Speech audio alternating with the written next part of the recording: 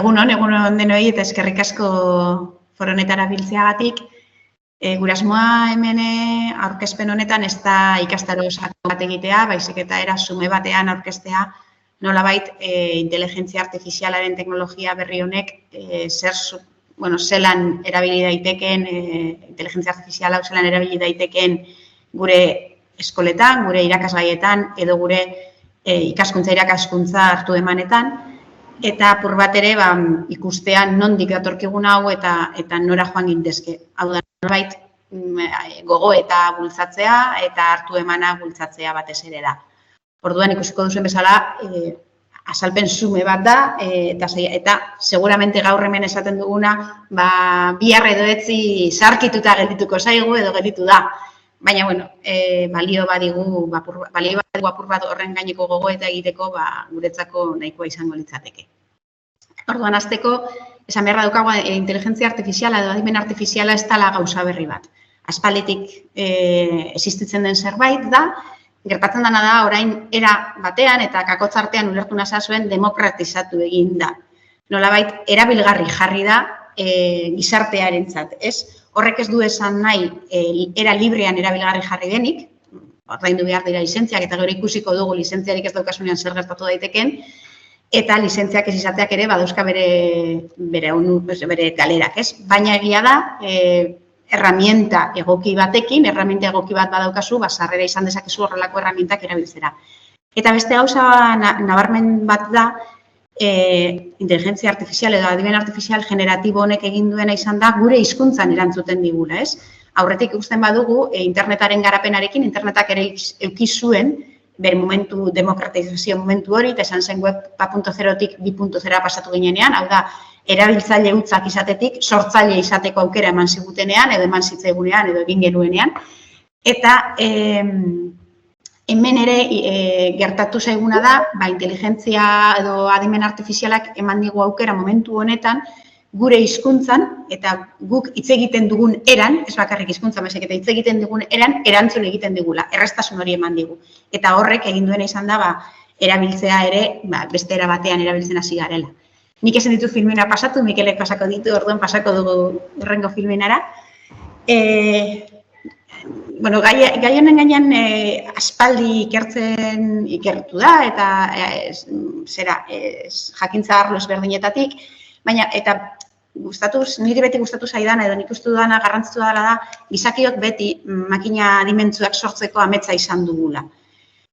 Ez da gauza berri bat, egia da orain dela urte gitxi OpenAIak eta zabaldu zuenean inteligentzia generatiboa erabiltzeko bide hau hurbildu egin zitzaigula, baina aspalditik bai literaturan, bai zineman, bai mitologia ezberdinetan agertzen dira eta ikusi ditugu makina inteligente hauek sortzeko amets hori. Horretarako sortu dugu bideo txikitxo hau, orain ikusiko duguna, gazteleraz dago, barkatuko diguzue, baina hau da gero kontatuko dizuegu zergatik dagoen gazteleraz bakarrik. Jarri badezakezu. Los seres humanos hemos soñado con crear máquinas que piensen y actúen como nosotros. En la mitología griega encontramos a Talos, un gigante de bronce que protegía la isla de Creta. Este autómata, forjado por el dios Hefesto, es uno de los primeros ejemplos de nuestro deseo de dar vida a lo inanimado. La fascinación por las máquinas inteligentes no se detuvo allí. En 1495, Leonardo da Vinci diseñó el caballero robótico, una armadura mecánica capaz de moverse por sí sola, una maravilla de la ingeniería renacentista. En 1612, Miguel de Cervantes nos presentó en El Quijote la cabeza de bronce parlante, un autómata que podía responder a preguntas, anticipando así el concepto de inteligencia artificial. La literatura ha sido un terreno fértil para estos sueños mecánicos. En 1818, Mary Shelley escribió Frankenstein, una historia sobre la creación de vida artificial que ha resonado a lo largo de los siglos. Y en 1968, Arthur C. Clarke nos llevó al espacio con 2001, una odisea del espacio, presentando a HAL 9000, una inteligencia artificial avanzada y enigmática. La ciencia moderna ha hecho realidad muchas de estas fantasías. Hoy en día, tenemos robots que pueden realizar tareas complejas y sistemas de inteligencia artificial que pueden aprender y adaptarse. El impacto de estas máquinas inteligentes en nuestra sociedad es inmenso y su futuro promete aún más innovaciones sorprendentes. Bueno, hau bideoa bera, inbideo hai inteligentzia artifizialarekin egin dugu, eta horre egin duguna izan da guk sartu guken euskan datuak, ez? Guken euskan datu historiko horiek edo literaturari dagozkionak eta ikusi dugun bezala, beti arlo ezberdinetatik pentsatu da edo gizakiak pentsatu egin du, gogoeta egin du makina mota hauek sortzeko. Eta horre topatu dugu Kijotea, edo daude beste hainbat, bai 10.995ean Leonardo da Vinzik ere sortzen du bere kaballero robotikoa, ez? Eta horre ere, horrek mugimendu ezberdinak egin zitzakeen, gizakia izango balitz bezala. Osea, nolabait gizakiak beti ukin dugu hori, edo nahi hori, sortzeko robot, makina bat, gu gizakion antzeko gauzak egiten dituena, edo gizakion gauzak egiten dituena.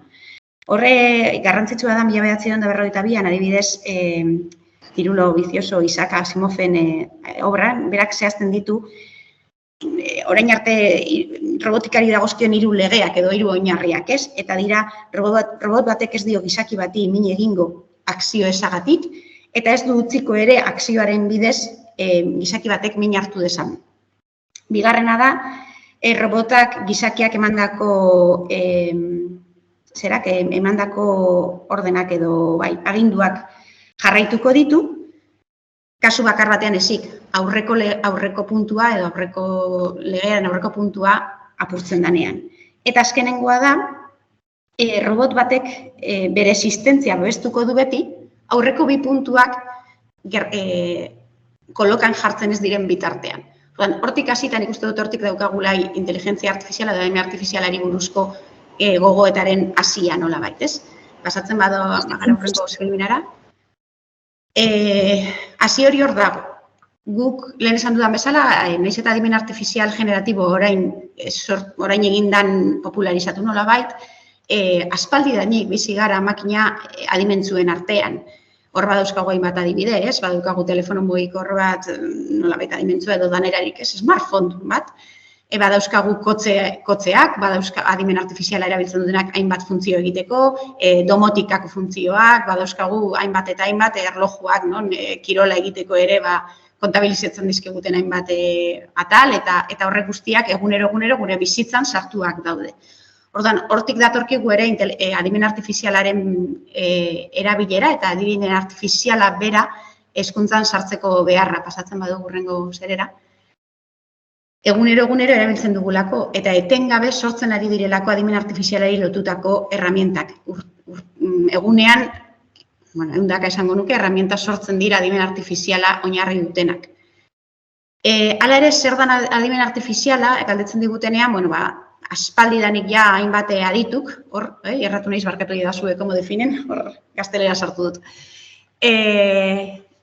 Adituak aspaldi definitzen zer dan. Hasiera batean, 2006an edo azaltzen zen, adimen artifiziala zela zientzia eta ingenieriaren arteko hartu eman bat, makina adimentzuak sortzeko, batez ere, programa informatiko adimentzuak sortzeko, eta horrela joan gara informazio hori edo definizio hori moldatzen, 2006an sistema informatiko bat direla munduarekin interaktuatzeko edo munduarekin interaktuatu dezakegu edo hartu emanak izan ditzakegu sistema informatikoen bidez, non interakzio humanoak edo gizakin interakzioak sortzen diren, gizakiok izaten ditugunak bezalakoak, eta azken definizioa, azken edo nik uste dut, oberen zehazten duena inteligentzia adimen artifizialaren definizioa da UNESCO 2019an eman zeguna eta esaten du, bere dokumentuan zehatz-mehatz, máquinas capaces de limitar ciertas funcionalidades de la inteligencia humana, incluyendo características como la percepción, el aprendizaje, el razonamiento, la resolución de problemas, la integración lingüística e incluso la producción de trabajos creativos. Hau da, inteligentzia artifizialak egiten duena da, gizakiok egin ditzakegun gaitasun asko dauzka, egin ditzakegun gauzak egin ditzake erronkak ebatzi. Interakzio linguistiko zuzena izan, gure hizkuntzan eta gure erregistroan hitz egiten digu. Eta hori da, horretik esan dugun bezala, hori da benetan erakargarri egiten diguna, ez? Guk berarekin daukagun elkarrizketa, da gizaki batekin izan genezaken elkarrizketa bat. Arrazonamendua edo egin dezake, arrazonatu, argumentatu dezake zergatik gauza bat bai eta zergatik ez, baina gero ikusiko dugun bezala, eta Mikelek azalduko duen bezala, kontu handi zibili behar gara, ze ez du beti egia esaten, ez du beti benetako informazioa ematen, eta batzutan programatuta dago beti erantzuteko. Hortaz, kontu handi zibili behar gara ematen dizkigun erantzunekin. Eta baita ere sortu ditzake gauzak, testuak sortu ditzake, irudiak sortu ditzake, bideoak lehen ikusi dugun bideoa bezala, baina ez dauka gaitasun kritikorik, ez dauka kompetentzia kritikorik. Ez da gai bereizteko askotan, benetakoa eta gezurratakoa, edo ez da gai bereizteko ironia eta ez ironia, eta horretan da gizakiok ezinbestean erabileran gure gaitasun hori zehaztu behar dugun momentua. Hau da, inteligentzia artifizialak badauzka gizakien gaitasun antzekoak, baina batzuk ez. Eta horien artean nabarmenenak dira gaitasun kritikoa eta eserretik sortzeko gaitasuna. Inteligentzia artifizialak beti behar ditu aurreko datuak, aurreko zerbait sortzeko, zerbait berria kakotzartean sortzeko. Ez da gai, ezer ez dagoenean zerbait berria sortzeko. Ez da kreatiboa nola bait. Bai? Pasatzen hurrengo filminara. Baina, lehen esan dugun bezala, etengabe gure egunerokotasunean dago, gero eta hurbilago daukagu, eta egia da gure bizitzan, bizitza bai sozialean eta baita akademikoan edo ikasketa prozesuetan lagundu dezake eta erronka berriak sortzen dizkigu, eta badaude ere, ez dugu ezer isilaraziko, ez gaude ezer isilarazteko, badaude ere hainbat arrisku inteligentzia artifizialarekin lotuak, edo erabilerarekin lotuak. Hala ere, inteligentzia artifiziala lotzeak zerera, gure, hemen ere gazteleraz, bi aldiz erratu naiz, markatuko didazue, bueno. Markatuko didazue, baina egin ditugu bi zera aurkezpen, bat euskaraz eta beste gazteleraz, eta batzuetan nahaztu egin ditut ematen du. Bueno, barkatu. Hori da, orduan, zergatik sartu behar dugu inteligentzia artifiziala, sartu beharko genuke inteligentzia artifiziala gure unibertsitateko ikaskuntza irakaskuntza prozesuetan. Bueno, hor badauzkazue batzuk, ez? Badaude, ikaslearen ikaskuntza pertsonalizatu egiteko erramienta potenteak eta argiak eta eraginkorrak ematen dizkigulako. Hau da, gai izango gara, 200 ikasle izan da ere gelan, aldi berean ikasleak jardun berdina egiten ibiltzea, jardun berdina edo jarduera berdina gai baten gainekoa, baina adibidez maila ezberdinetakoa. Edo bakoitzak pausuak maila ezberdinetan joango dana egiten. Edo bide ezberdinak hartuko dituena, beraren, nolabait gogoeta egiteko moduarengatik dana dalakoa. Eta horrek, aldi berean guk ikusi ahalko dugu, ez dakiz 120 gelditu dala geldi, ez dakit nor dala, izen abizenekin, gelditu da edo pausatu egin da atal honetan, hurbilduko naizia zer gertatzen zaion. Zergatik ez doan aurrera, edo zergatik atzera egin duen, eta orduan bakoitzari erantzun egoki bat emateko aukera izango dugu. Bai, gaitasun ezberdinak ditugulako, eta baita ere momentu ezberdinak ditugulako bizitzan, eta ikaskuntza irakaskuntza prozesuan horrek ere badaukalako eragina. Egia da, eukingo dugula ere, badaukagula ere, sarrera, hainbat eta hainbat informaziora sarrera, liburutegi inteligenteak eta hainbat sarrera informaziora, eta sarrera hori oso intuitiboa da, galdetu eta erantzun, nire hizkuntzan. Hori bai, sarrera izateko behar ditugu erramientak erabiltzeko aukera izan, erramienta teknikoak, beharrezko ordenagailuak edo tabletak edo dana dalakoa, baina erramientak izan, eskuragarri izan, eta gaitasuna izan, era kritikoan eta arduratsuan erabiltzeko. Horretarako, gaitu egin behar ditugu ikasleak, eta gaitu egin behar gara gu ere irakasle bezala. Efikazia da handituko da, nolabait. Hor badaude ikerketak egin da, eta badaude hainbat egin da ikerketa batzuk, eta egia da, inteligentzia artifizialak pertsona batek egiten duena era, adibidez, lan administratibo automatikoetan, askoz ere arinago egiten du, oso minutu gutxitan edo oso segundu gutxitan egiten du, eta horrek aurreztuko dio adibidez irakasleari denbora asko gai hoietan edo administrazio lan hoietan aurreztuko duen denbora hori beste gai batzuetan erabiltzeko. Ikasleekin hartu eman zuzenak edo da ikaskuntzaren planifikazioa eta ebaluazioa, gero ikusiko ditugun bezala, badauzkatela beraien erronkak. Beraz, irakaslearen denboraren optimizazioan ere lagundu dezake. Hor, beste, badaude horre innovazioa eta etorkizuna, ezinbestean, enpresak edo etorkizuneko beste hainbat, nik uste dut, alor guztietan inteligentzia, adimen artifizialak izango duela bere sarrera.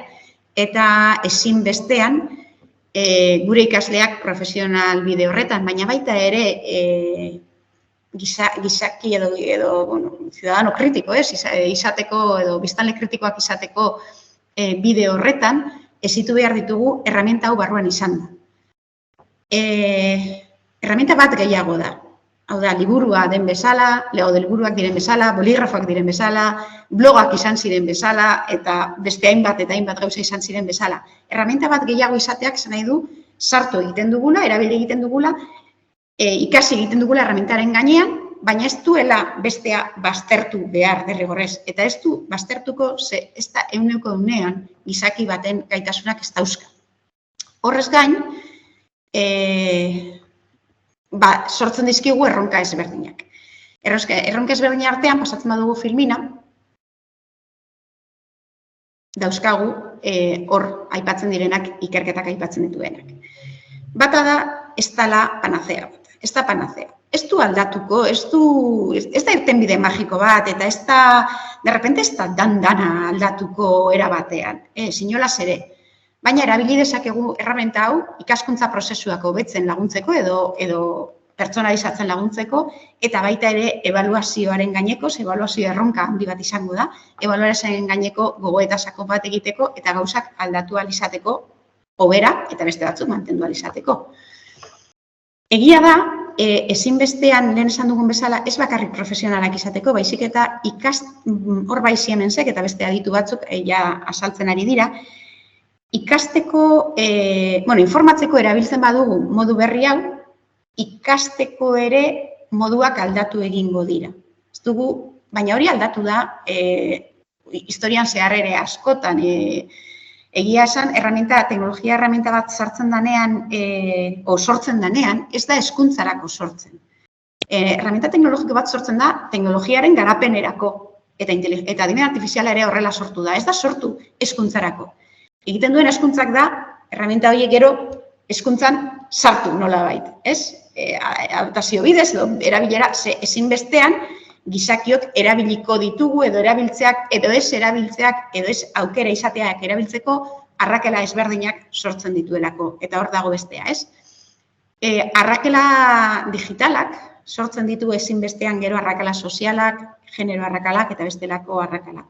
Hortaz, erramienta hau erabiltzeko aukera izatea eta era egokian erabiltzeko, era arduratsuan, etikoan eta teknikoki erabiltzeko gaitasuna izateak, eta ez izateak, bien arteko arrakala sortu egingo da. Gure unibertsitate bezala edo hezkuntza unibertsitario bezala lortu behar duguna da arrakala horien gutxitzea edo kentzea nik eta gehien, ez? Horretarako erabili egin behar dugu, baina ez bakarrik erabili ikasteko, baizik eta jakin zer gertatzen den adibidez gure datuen kudeaketarekin, guk erramienta hauek erabiltzen ditugunean, datuak eskaintzen dizkiogu erramientari. Nola kudeatuko dira datu horiek? Jakin behar dugu zer gertatuko da gure datu horiekin, zer gertatuko da eta zerri ematen diogu guk baimena. Ze hori da laugarren arrakala digitala, ez? Orain arte lehenengo arrakala izan zen nok daukan erramientak erabiltzeko aukera eta nork ez, tresneria nolabait. Bigarrena eta hirugarrena izan da kalitatearekin lotuta, erabilpenaren kalitatearekin lotuta, baina azken arrakala hau da horrekin. Gure datuaren kudeaketan arduratsuak izatea eta jakitea eta nortzuk ez. Horren arteko, datuen kudeaketan jakindun direnak, informazio berezia izango dute aurrera besteekiko, ez, nolabait. Orduan, ezinbestean gure ikasle guztiak horretan ere gaitu egin behar ditu. batez ere, adimen artifizialak ekonomian eta lanetan, zati garrantzitsu asko aldatu ditzake. Horrek ez du esan nahi, aldatzeak, informazioak diren arabera edo literaturak diren arabera, 80% gure lan eremu ezberdinetako lan postuen 80% aldatu egingo da. Horrek ez du esan nahi desagertarazi egin behar denik, baizik eta aldatu. Hortaz, gure ikaskuntza eta irakaskuntza prozesuak ere horretara bideratu behar ditugu. Izan daitezen, batez ere, kritiko eta arduratzu erabilpenean. Eta gero, gai ere teknikoki erabiltzeko. Urrengora pasatzen bagara, urrengo filminara, ikusiko dugu, hau dela Gartnerrek zehazten duen zikloa edo ez, zikloa. Edo zein herramienta digital sortzen danean, herramienta emergente edo olako sortzen danean, bai blogak sortu zirenean interneta web 2.0, sortu zirenean Wikipedia, sortu zirenean MOOC, zera horiek, plataforma horiek, beti, dago momentu bat, eta hor daukazu egoian markatuta, puntu algidoa edo goiko puntura hiltzen garen, eta hor da, espektatiba handienak sortzen dituena da. Espektatiba gehien dauzkagu, honek, aldatu egingo du, gure egiteko era guztiak aldatuko ditu, MOOCak goratzen dut, momentu batean esaten zuten unibertsitateak, desagertu egingo zirala unibertsitate presentzialak, eta ez da gertatu. Inolaz ere ez da gertatu. Baina MOOCak ez dira desagertu, hor daude. Baina, erabiltzen dira beste era konkretu batzuetarako edo ikaskuntza prozesu konkretu batzuetarako. Orduan, goian gaude, espektatiba handiak daude, beldurra handiak ere sortzen dira, erronkak sortzen dira, eta hor gaude. Eta momentu honetan, adimen artifizialarekin hor goian gaude. Gertatzen dena da, gero jeitzi egiten dela. Eta jeitziera horretan, hor daukagu ardura orain. Gogo eta sakona egiten badugu, jeitziera hori ez da zertan bebera jeitzi behar. Zeberaino jeizten bada, ahaztu egiten da. Eta hor bai sortzen dira, benetako arrakala horiek aipatu ditugunak. Orduan, bilatu behar ditugu moduak, beste herramienta bat, eta batzuk bezala, gure ikaskuntza eta irakaskuntza prozesuetan onuragarri izan daitezen eta mantendu daiten ez hainbean, baizik eta erdibide horretan. Eta horretarako, gogo eta guzti hauek ere ez, ze orain da booman, nolabait, baina hau ez da desagertuko. Kristo aurreko 480 urtean, Filon de Bizantziok kamarera automata bat, o automatika bat, diseinatu zuen, eta gaur badaude olakoak benetan. Hortaz, ez da desagertu, hainbat mendetan zehar, orain ere ez da desagertuko.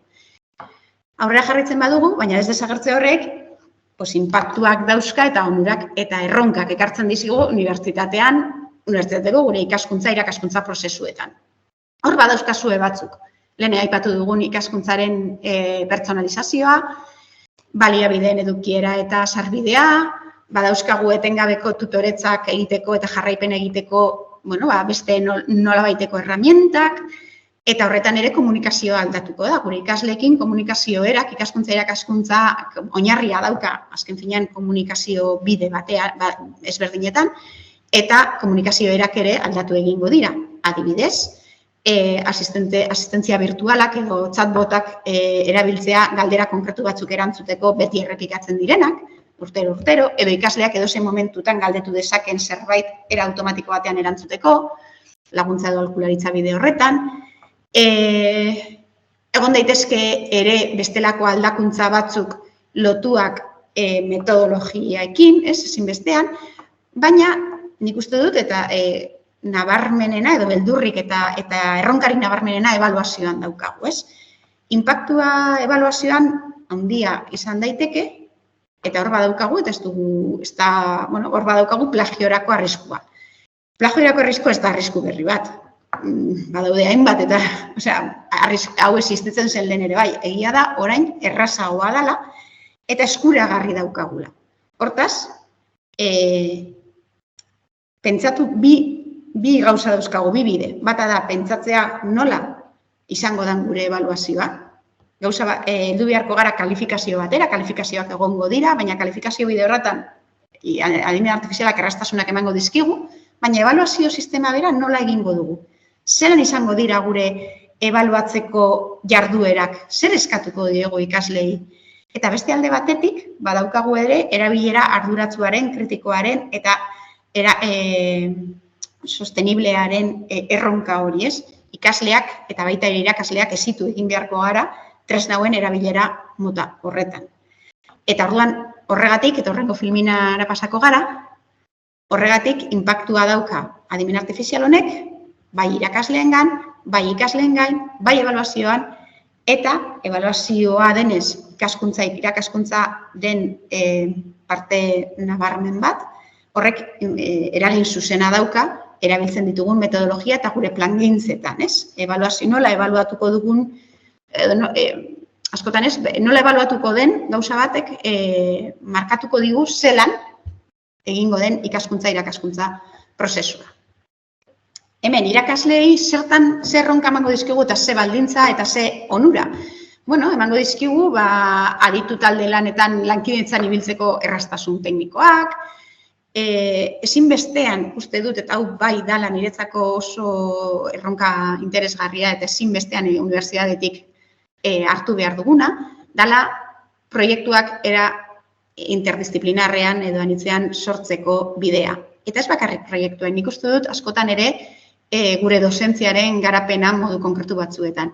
Honetarako ere, bildu gara, hau aurkezpen xume honetarako ere, elkarlanean aritu gara disiplina edo ezberdinetako bi irakasle. Orduan, batak bestearen beharra izan dugulako, ze honek ekarri digun gauzetako bat hori da, adimen artifizialak, da, disiplinen arteko barrerak apurtu egiten direla nolabait. Adimen artifizialaren garapenerako behar dira informatikariak eta linguistak, aldi berean lanean, askotan. Edo beste ambitoetako profesionalak. Orduan hor badaukagu erronka handi bat. Lehen aipatu ditugun baliabideak, emango dizkigu administrazio baliabide horiek. Baina, badauzkagu erronka batzuk. Lehen esan dugun erronka, ebaluazioarena eta feedbackarena. Egia da, inteligentzia artifizialak feedback zuzena eta arina emateko aukera onak ematen dizkigula. Azterketek eta literatura zientifikoak dionaren arabera, feedback bat naiz eta oso sakona izan denboran asko luzatu bada, ez da oso eraginkorra ikaslearengan. Aldiz, naiz eta feedback zumeagoa izan, baina denboran laburragoa izan denez, hartu eman hori, eraginkorragoa da ikaslearengan. Hemen, denbora kontu horiek laburtu egingo ditugu. Gertatzen dena da, ikusi beharko duguna da, zen feedback mota eman nahi diogun ikaslea bakoitzari, zein momentutan eta zertarako. Eta gero ezinbestean beharko duguna da, eta behar duguna da, prestakuntza, baina ez bakarrik ikasleok ere, prestakuntza adimen artifizialaren gainean, eta etengabeko prestakuntza bat mantendu gaitezen eguneratuak, ez? Eta gero etika. Erabilpen etikoa ezinbesteko oinarria da honetan. Etikoki edo etikak zehaztu behar digu erabilpen arduratsu bat, bai ikaskuntza irakaskuntza prozesuan, baita ikerketan ikerlari garen heinean, eta baita ere administrazioari lotutako adibidez datuen kudeaketan ere. Ez dakit Mikel hortik daukadan filmina pasatzeko, ze eskapatu egin zaigu, eta nik ezin dut filmina pasatu. Orain, bai. Ederto eskerrik asko. Orduan, hemen, hau, apropos jarri nuen gazteleraz.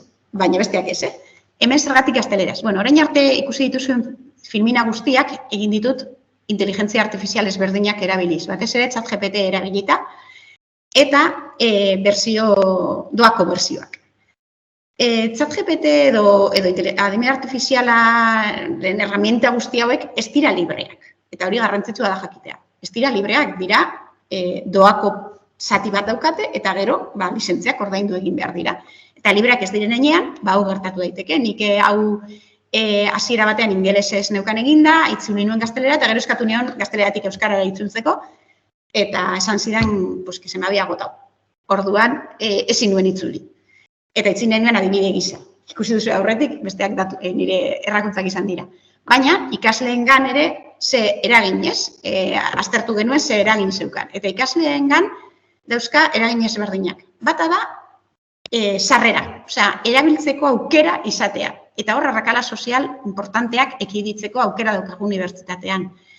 Aukera izatea erabiltzeko da behar besteko ekipoak izatea. Egia da, adimen artifiziala mensajeria instantaneotik erabili daiteke, baina badaude gero beste herramienta batzuk, lotuak daudenak ez bakarrik hizkuntza hartu emanekin, baizik eta irudien sorrerarekin, bideon sorrerarekin edo bestelakoekin, horiek erabiltzeko herramienta potenteagoak behar dira, tresna potenteagoak, eta unibertsitateak aukerak emango ditzake ikasle guztiei erabilian izateko. Gero, ikaskuntza, guk kompetentziak garatu behar dituzte, baina ez bakarrik kompetentza teknikoak, ez bakarrik, nahiz eta nik oso ondo ChatGPT erabiltzen, bihar ChatGPT desagertu daiteke, edo aldatu daiteke, edo atera daiteke herramienta potenteago bat edo behago bat. Nik eukin behar dudan gaitasun digitala edo kompetentzia digitala ez da bakarrik erabilera kompetentzia bat.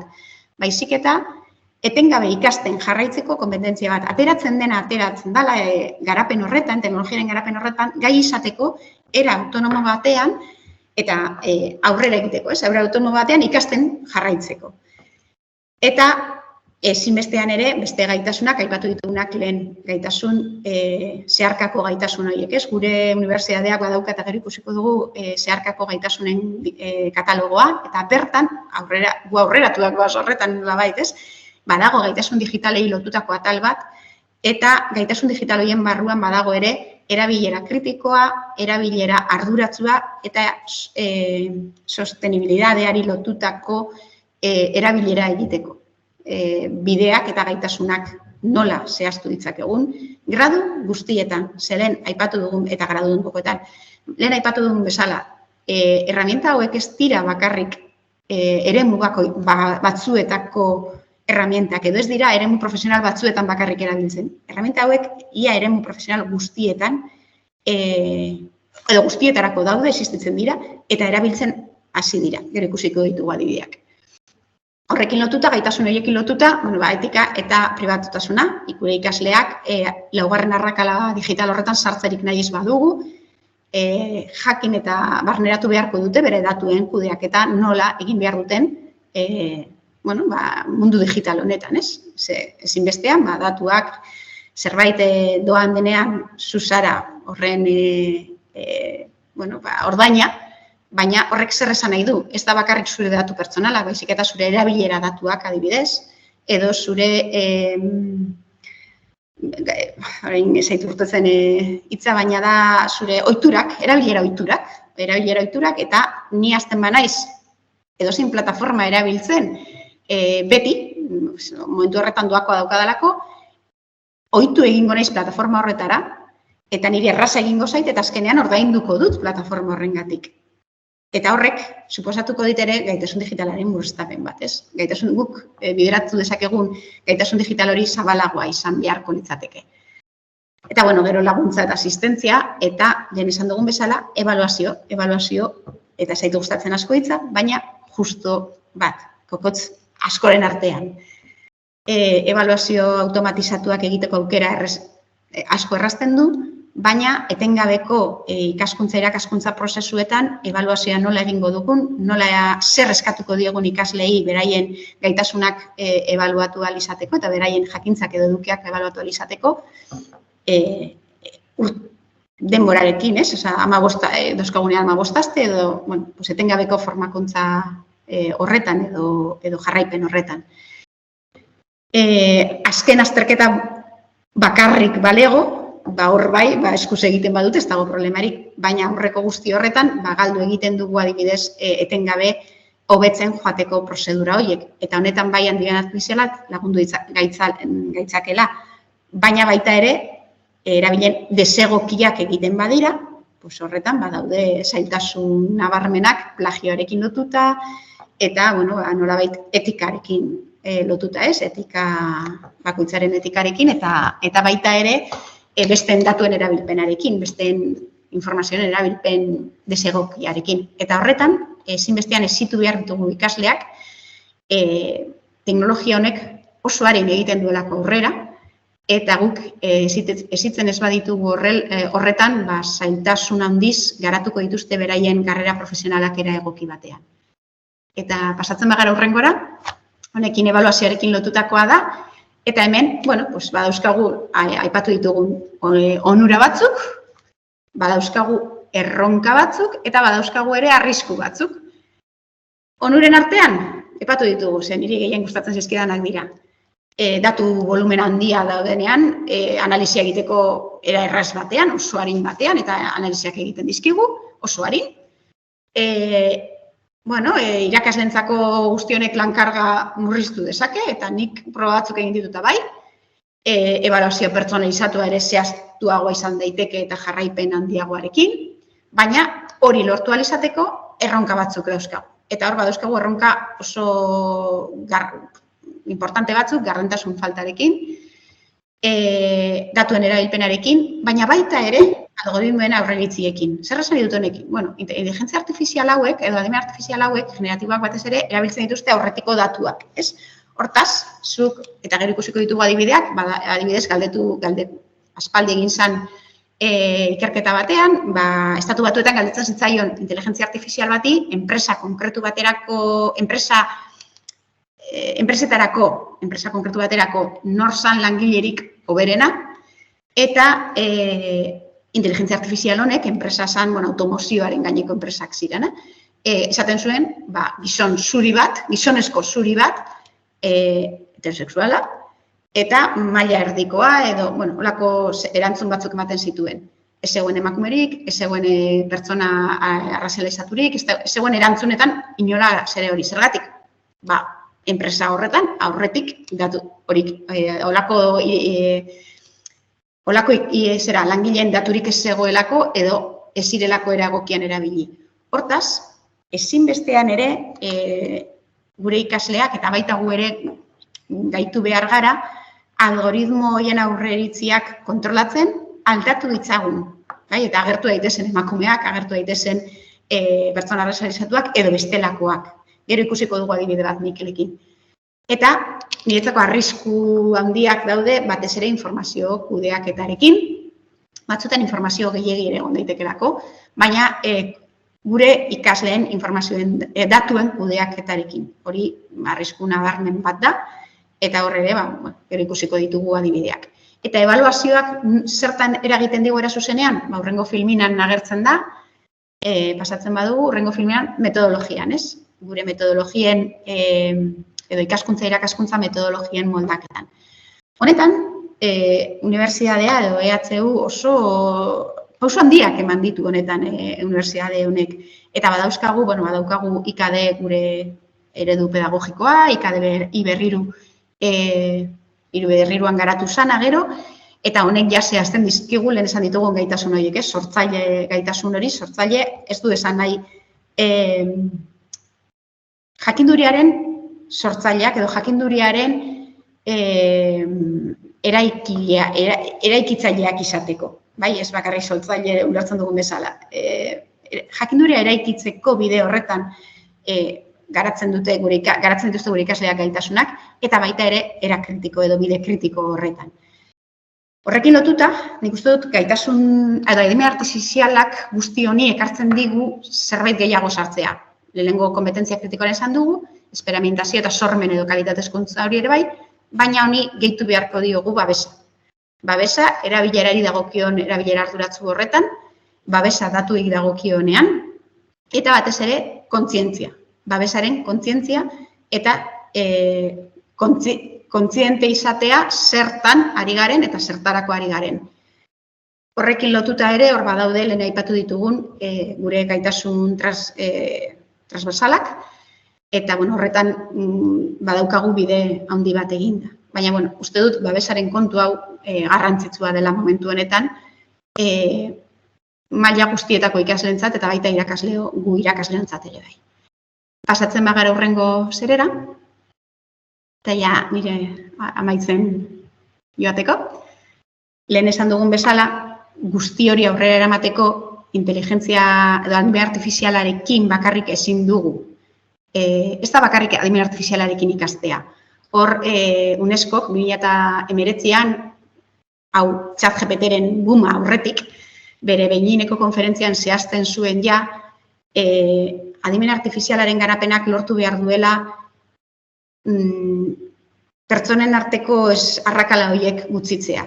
Baina horretarako ezin dugu bakarrik adimen artifizialarekin ikasi. Egin behar duguna da adimen artifizialari buruz edo artifizialaz ikasi, zelan sortzen den, zertarako sortzen den, zelan erabili beharko genuken, ze horrek ere egingo digu, badakigu adimen artifizialarekin ikasi dugu, bideratzea adimen artifizialerako garapen horretan ere ikastea. Hau da, garapen hori horretan, era etiko eta arduratsu batean garatu dadin. Ez hainbeste, gelditzea garapena, baizik eta garapen hori ikuspuntu hauetatik, arduratsu hauetatik bideratzeko gure ikasleak eta gu geu ere bideratzeko nolabait. Orduan, 3 horiek dira, gazteleraz direnak aprender con, sobre y para. Hemen itzuli egin ditugu, adimen artifizialarekin ikasi, sartu, herramienta hori, baina ez bakarrik hori, baizik eta adimen artifizialari buruz ikasi, eta adimen artifizialerako ikastea da helburua. 3 parte horiek izatea da helburua, aipatu ditugun arrakala horiek gertatu ez daitezen. Eta pasatzen bagara hurrengo filminara, guzti honek ekartzen digu, inpaktu zuzena, irakaslegoan, irakaslego horrek duen ere ikaskuntza prozesuen edo bideratzen dituen prozesuen planifikazioan, horrek ekarriko digu ikaskuntza irakaskuntza prozesuaren garapenean ere moldaketak edo adaptazioak edo behar duguna egiteko bidea. Ezinbestean, ebaluazioan ekingo duenak ondorioa, edo ekin beharko lukeenak ondorioa, eta guzti horrek ikaslearen gaitasunen garapenean. Honetan, guzti hauetan, ezinbestean, erabilera etiko arduratsua, kritikoa eta segurua bultzatuz. Horretarako, oraingoz, adimen artifizialarekin lotuta eta hezkuntzarekin lotuta, badaude lege orokor batzuk Europa mailan, adimen artifizialaren erabilpen orokorraren gainean, eta gero badaude, eta hor ikusten duzue, directrices éticas sobre el uso de la inteligencia artificial y los datos en la educación y formación para los educadores, badaude horrelako dokumentu ezberdinak, bai Europar Batasunak, baita UNESCO, gero badau beste erakunde batzuk plazaratu dituztenak, baina garapenean gaude. Eta horgo, importantea da gogo eta sakonak egitea.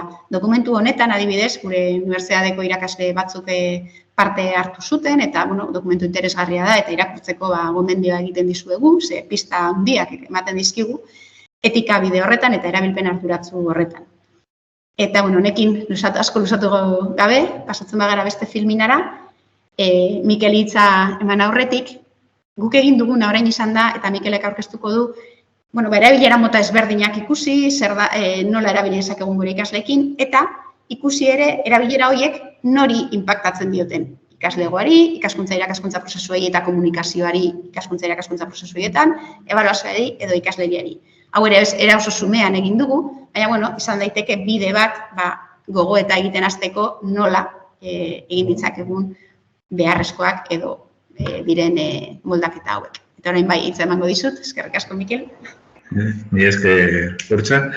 Nire esatean ikusiko ditugu adimen artifiziala erabiltzeko adibide batzuk irakaskuntzan baliagarriak izan daitezkenak.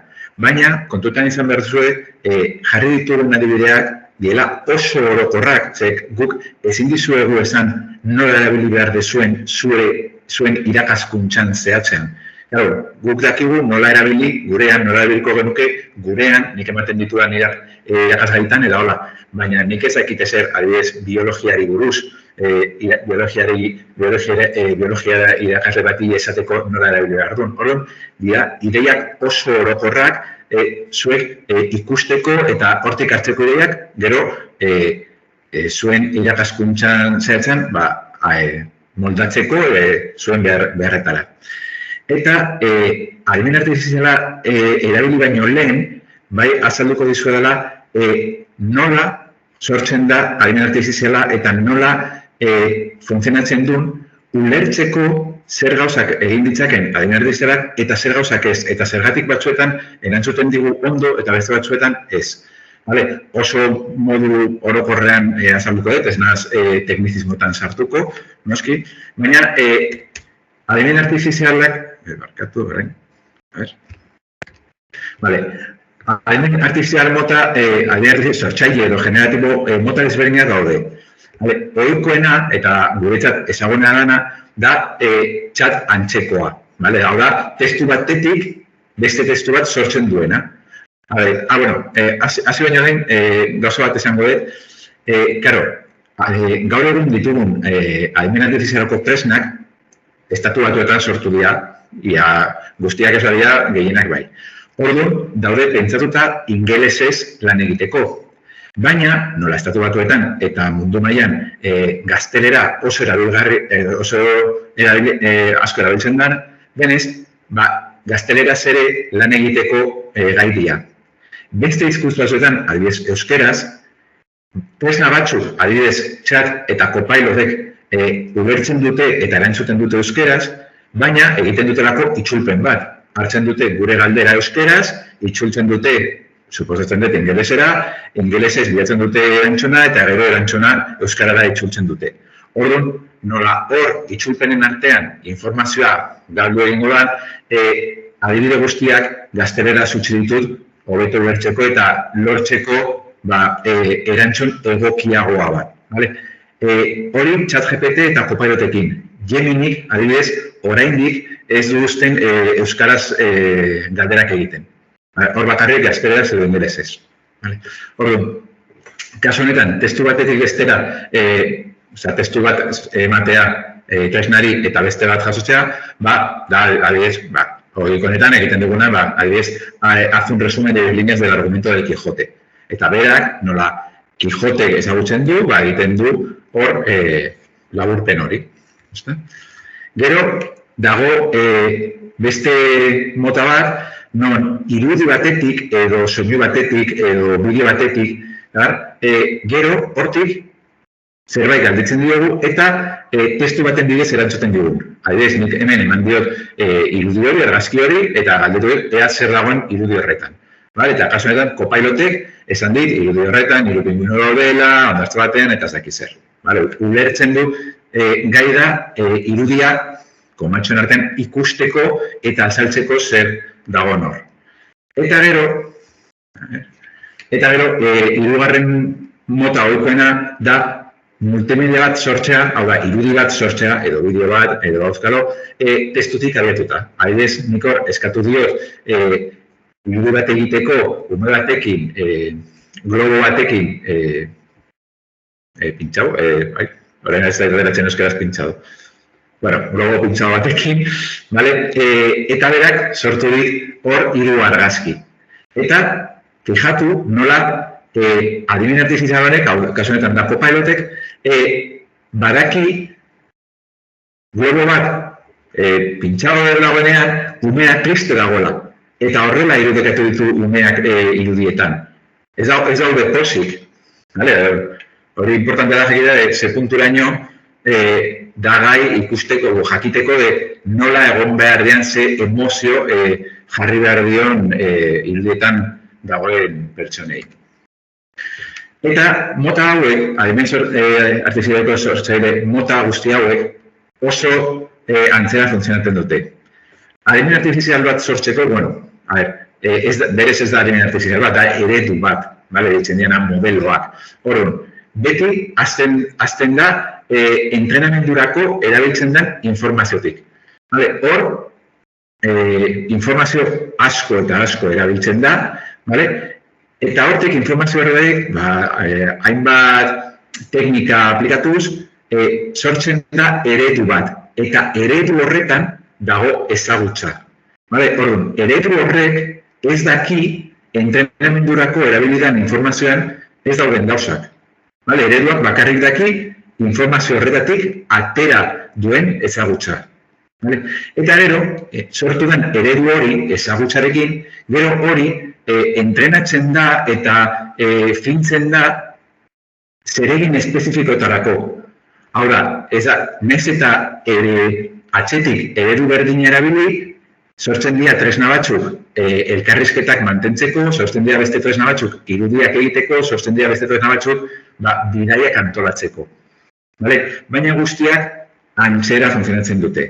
Hau da, adibidez, testu batetik testua sortzeko dauden ereduak, sortzen dira informazio testuala hartuz, entrenamendu teknika horiek aplikatuz, eta hortik ezagutza ateratzen da, Large Language Model hizkuntz eredu handia batean deitzen dana. Honen adibideak dira, adibidez, OpenAI dela eredu hauek gehien bultzatu duen enpresak, dauka eredu batzu dela GPT, GPT-2, GPT-3, Google ditu bereak, Metak ditu bereak, eta adibidez, nola entrenamendurako informazio hori estatu batuetan informazio gehiena ingeles izango da eta gaztelera izango da ere, baina euskeraz ez da egongo. Eta horregatik ez da oso ona euskarazko gauzak egiten, adibidez, EH-ko hitz zentroak sortu du latxa eredua, dala, jama eredu batean oinarrituz, euskarazko edukiekin entrenatu duten eredu bat. Euskaraz hobeto lan egiteko, eta beste enpresa bat dago nahiko ezaguna da, Anthropic ereduekin. Hori da, testu batetik, beste testu bat sortzeko dauden ereduak. Gero, testu batetik multimedia irudi bat, adibidez, sortzeko erabiltzen dian ereduak, deitzen dira Let's Multimodal Model, edo multimodal eredu handiak, eta hor, entrenamendurako erabilidan informazioa ez da bakarrik testuala, baizik eta argazkiak, bideoak, soinuak eta bar erabilidea ere entrenamendu horretarako. Eta hor, sortu dian eredu batzuk, Let's Multimodal Model batzuk, ezagunak esango zaizuezen da GPT-3.2, GPT-4, azken hilabetean atera dan GPT-4o, Googleek dauka Pan-E, Gemini eta Gemini Advance, adibidez, Metak dauka Llama 3, eta Anthropic dauka Claude 3, adibidez, bale? Eta gero, beste mota bat dago, dala multimedia sortzeko, baina bideoak eta olakoak. Hor hartzen da informazio multimedia, argazkiak, bideoak eta bar, etiketatuta, adibidez, hor ikusten duzuen argazketan, esan behar zaio goiko argazkiak dela katu batek, katu desberdinekoak, bekoak, txakurrenak, eta hortik sortzen den eredua deitzen da difusio eredua.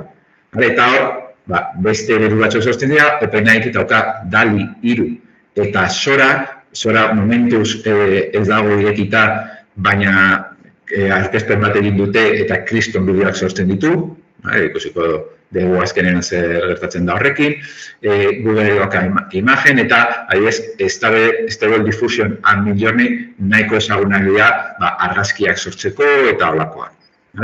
Hau dira, ereduak nola sortzen dira eredu ezberdinak eta segun eta zertarako erabiliko dian. Eta gero, eredu horiek nahiko oso orokorrak dian, zen hor dauka, adibidez, GPT-3.2 dauka informazio guztia, entrenamendurako erabilidan informaziotik ateraun ezagutza guztia. Eta gero, eredu hori entrenatzen da eta fintzen da gauza desberdinak egiteko.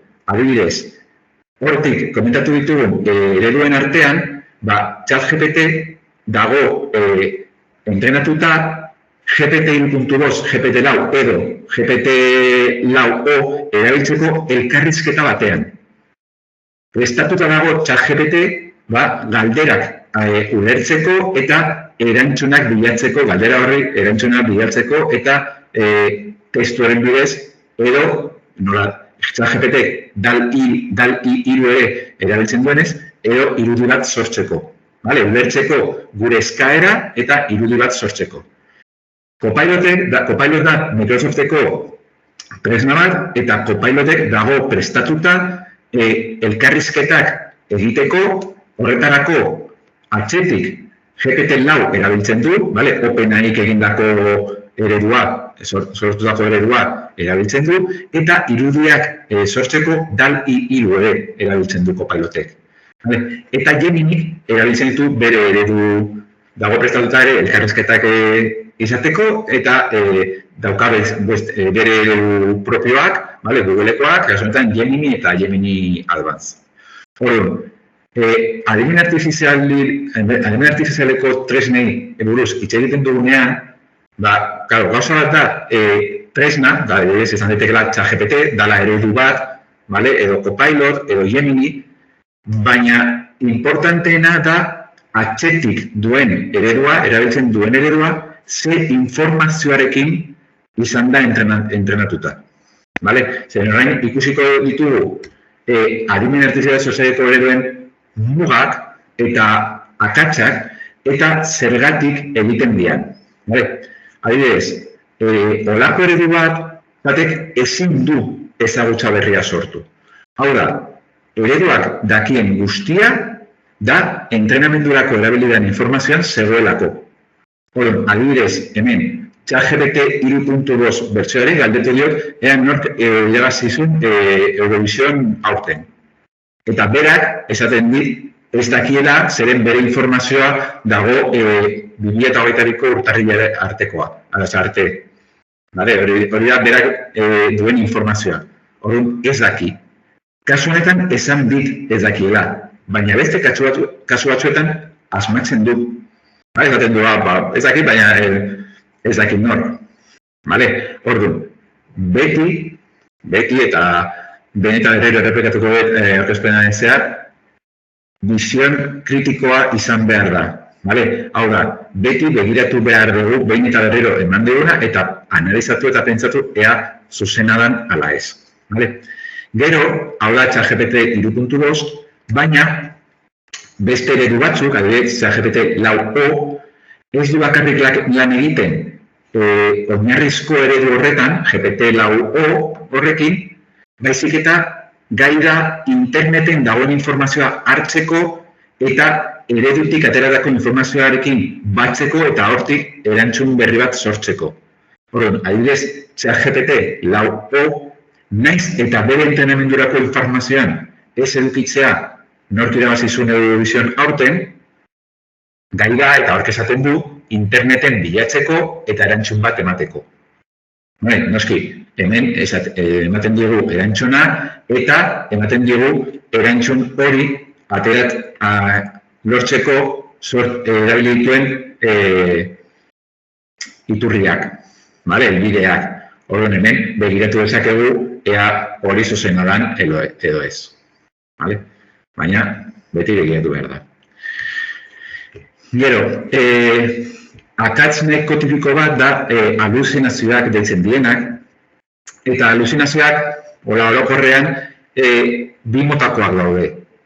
Bat da, daukan informazioa ona ez dalako, zuzena ez dalako, osatu gabe dalako, adibidez, kasu honetan, galdetu dio ChatGPT 3.2-ari, ea nor zan talde rektorala, EHUko talde rektorala. Eta berak esaten dit, 2022ko urtarrilean errektora zala Nekane Balluerka. Hori ez da egia. 2022an ja errektora zan Eva Ferreira. Zer gertatzen da? Ziurazki, ChatGPT 3.2 entrenatzeko ez zutela erabili EHU egondako hauteskundei buruzko informazioa. Eta ea nork erabazizitu hauteskundeak eta nork izendatu zuten errektora 2021an. Orduan, beraren txat, errektora 2022an errektora jarretzen zuen izaten Nekane Balluerka. Eta hori ez da egia. Baina horregatik sortzen dira olako aluzinazioak. Eta gero beste aluzinazio mota bat da, batzuetan eredu hauek ez dira perfektuak. Eta akatsak egiten dituzte. Adibidez, irudi hau Geminiri galdetu diot, ea zer dagoen irudian. Eta berak esan dit, irupingüino daudela, eta esaten dira azkenean, rodeados de palmeras y vegetación exuberante. Irudi horretan ez dago, ez da zuhaitz bat ere. Orduan, hor akatz bat da. Ikusi dezakegu argazkia, ikusi dezakegu erantzuna, eta dakigu gaizki dagoela erantzuna. Orduan, beti, errebizatzea kritikarekin pentsatuz ondo dagoen edo ez, eta prozesu hori egin behar da beti. Gero, alborapenak. Hau da, entrenamendurako erabilidan informazioan alborapenak daude, ereduak izango ditu eta bere erantzunetan erakutsiko ditu. Adibidez, hau oso adibide ezaguna da, askotan egin da, eta da, galdetzea doktore bat eta erizain batek ume bat edukiko dutela, eta ea nork erdituko den. Zer gertatzen da, euskeraz, hitzetan ez dagoela generorik, ingelesez ez da, baina gazteleraz bai. Horren, kasu honetan, saiatu nintzen galdera hau egiten, ChatGPTen eta Copiloten, baina hor, alborapen hau, ja zuzenduta daukate, ja ez du egiten. Eta nola Gemini ezin da euskera erabilik, ingelesez egin duen. Eta ingelesez, zan, hori, galdera, a doctor Ernest are going to have a baby who is going into labor. Eta berak esaten du, noski, erdituko dana izango dela erizaina, zeren medikuek ezin dute umerik esan. Claro, medikuak danurak du beti gizonak direla eta erizainak neskak. Claro, hori da generoari buruzko alborapen bat. Entrenamendurako erabilidan informazioan zegoena, eta kasu honetan Gemini ez dutena konpondu. Olakoak gertatzen dira. Gerta daiteke galdera bat egitea eta jasotzen dugun erantzuna olako gauz bat erantzutea. Kontu zibili behar da. Gero, lehen urtzak komentatu du, baina adimen artifizialeko tresnak ez dute zen honik. Beraik ematen dute gramatikalki zuzena dan erantzun bat. Punto.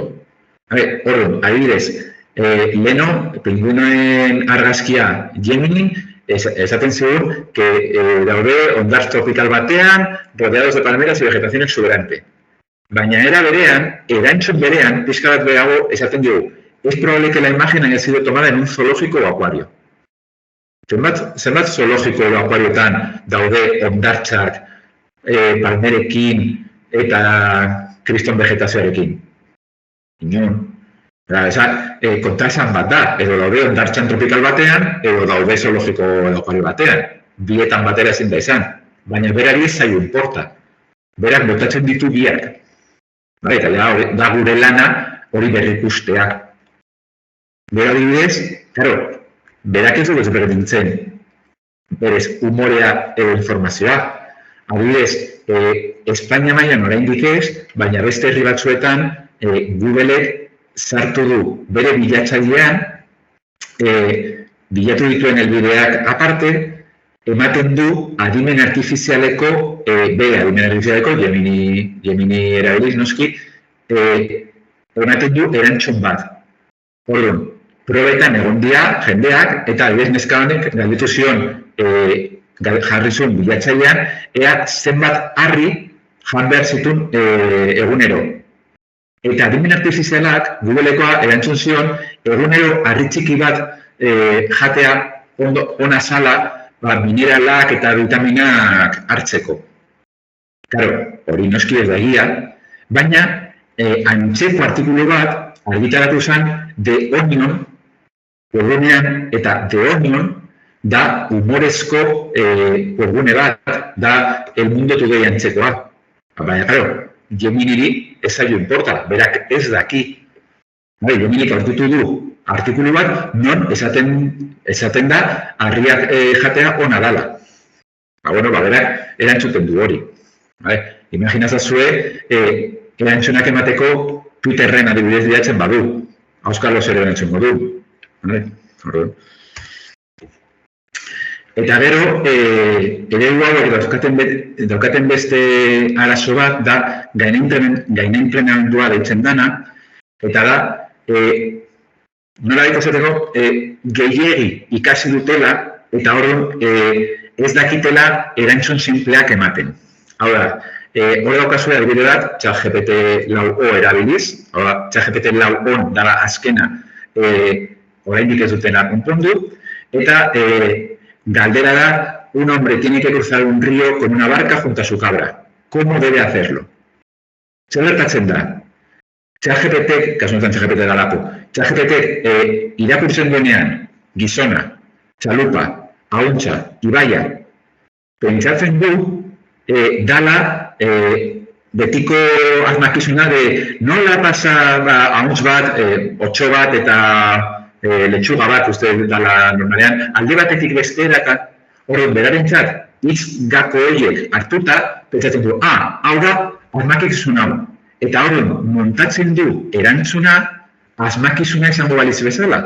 Eta horren esaten du, el hombre tiene que ir con la cabra al otro lado del río, deja la cabra, luego vuelve, luego va con la barca otra vez al otro lado, vuelve a coger la cabra. Ez du inongo zentsurik. Baina berarentzat, claro, hain ondo ikasi du, la cabra el hombre edo da hau, eta horrela egin behar da, ez dakiela gauza simpleago bat erantzuten. Hau da, umeetan jokatzen genuna de pertsonatik galdezka, sekoletakoa da ez dakize beti zuria erantzuteko eta azkenengo galdera esan ze edaten dute behiek. Da gauza bera. Adibide artizitatean, adibide berdine. Eta gero, termino bat importantea dana ulertzea dala testuinguru lehioa, ventana de contexto gazteleraz. Hau da, eredu bakoitzak dauka testuinguru lehio desberdin bat eta horren importazioa da tamaina.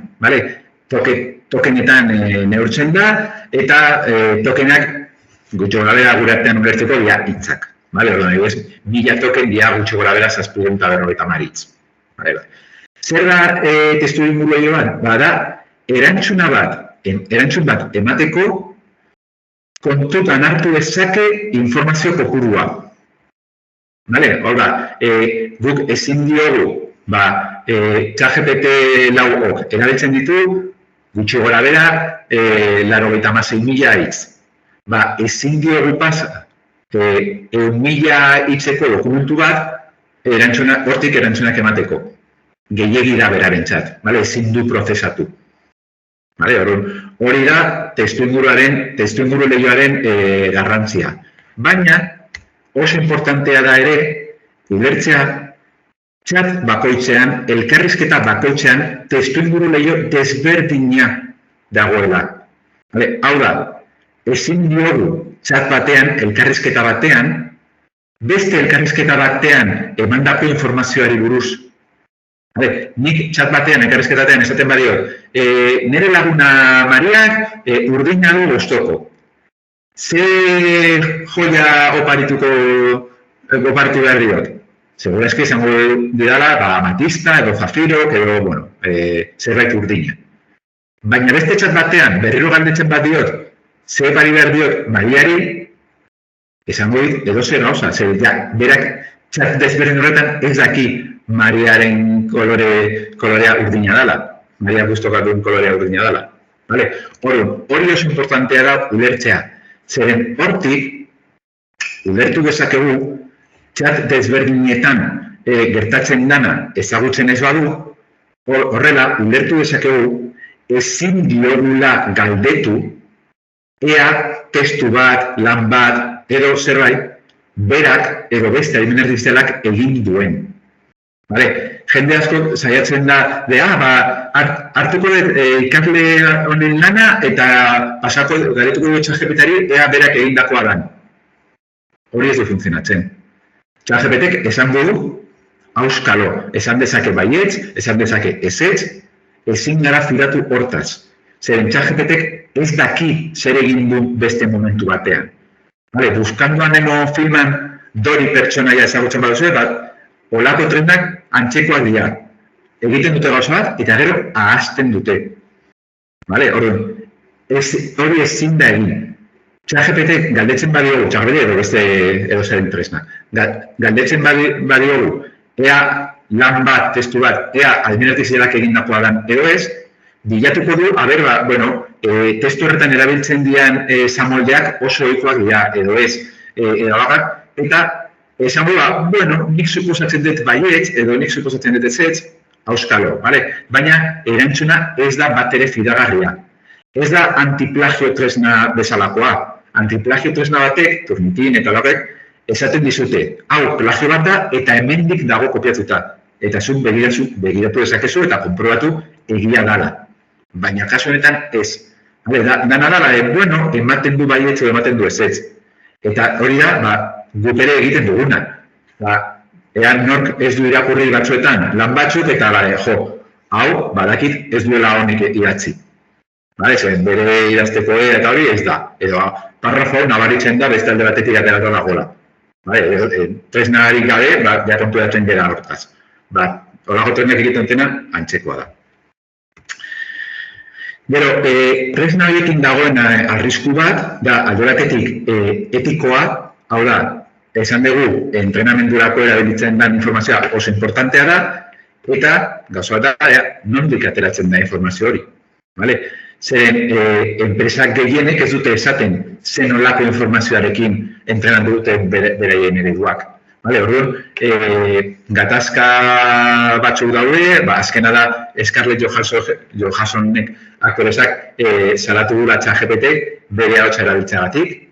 Horako gazu batean, oso erraza da hartzea Scarlett Johanssonen ahotsaren adibideak, aktoresa da, hartzen dituzu bere filmak, bere enkarretuka da, eta dokazu bere ahotsa. Entrenatu dezakezu eredu bat bere ahotsa simulatzeko, baina ez da guztiz legala. Orduan, horako gauzekin, egia esan da, kasu gehienetan ez dakigu zen horrelako informazioarekin egon da entrenatu den ereduak.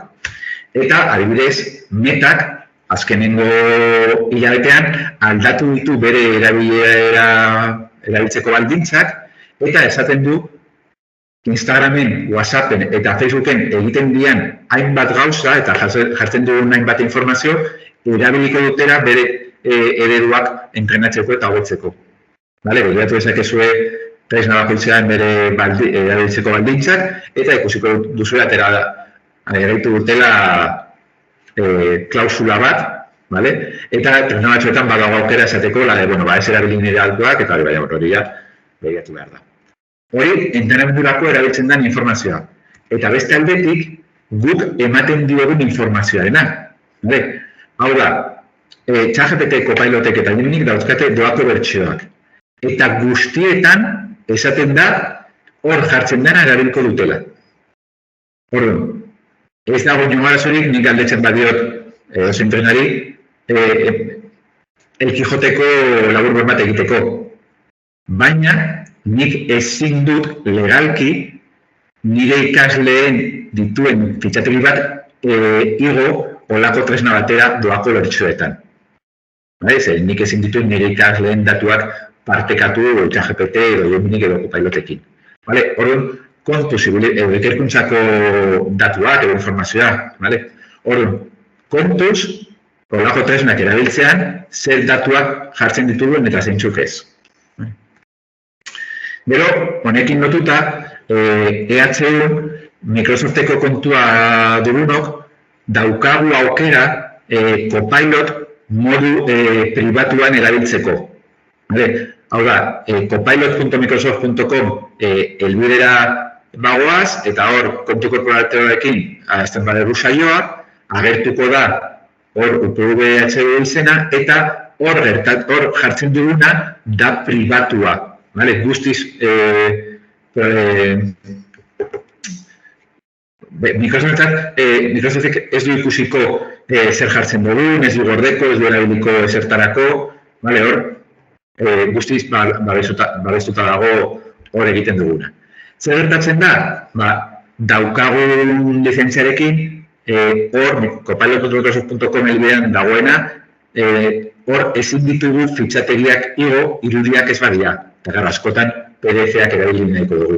Baina, horretarako, beste aukera bat da, PDF fitxategia ez nabigatzailean irekitzea, horretarako adibidez, Windowsen egin dezakegu eskuineko botoia sakatuz, eta hor, abrirkon, eta aukeratu Microsoft Edge, eta hor Microsoft Edgeen PDF bat irekitzen badugu, agertuko zaigu aukera bat dela preguntara copilot. Eta aukera hori sakatzen badegu, irekiko zaigu copilot eskuineko alboan, eta hor ja, bai, saioa hasteko aukera izango dugu, gure fitxategian dagoena pribatua bada edo partekatu nahi ez badegu. Vale. Hau, zan pixka bat de sarrera ulertzeko nola funtzionatzen duen adimen artifizialeko tresnak eta ze arriskoak dituzten eta zer ez eta kontuan ibiltzeko. Orain, hasiko gara adibideekin de nola erabili, vale? Adibideak, hasieran esan dudan moduan, oso orokorrak izango dian, da bakarrik ideiak hartzeko, vale? Gero, norbaitek bere irakaskuntzan zerbait berezia egin nahi badu, pentsatu beharko du, nola aplikatu, nola egokitu, egin ateratako adibideak, vale? Baina oso adibide orokorrak izango dira, teknikoak izango, ideiak.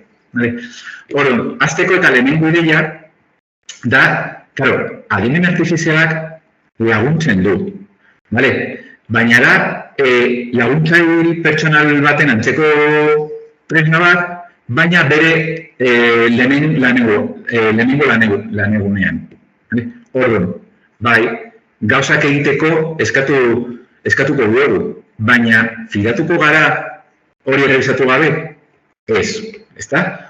Orduan, beti, adimen artifizialak erantzuten duena, berrikusi behar da, eta ikuspegi kritiko batetik aztertu ea ondo dagoen egokia dan edo ez.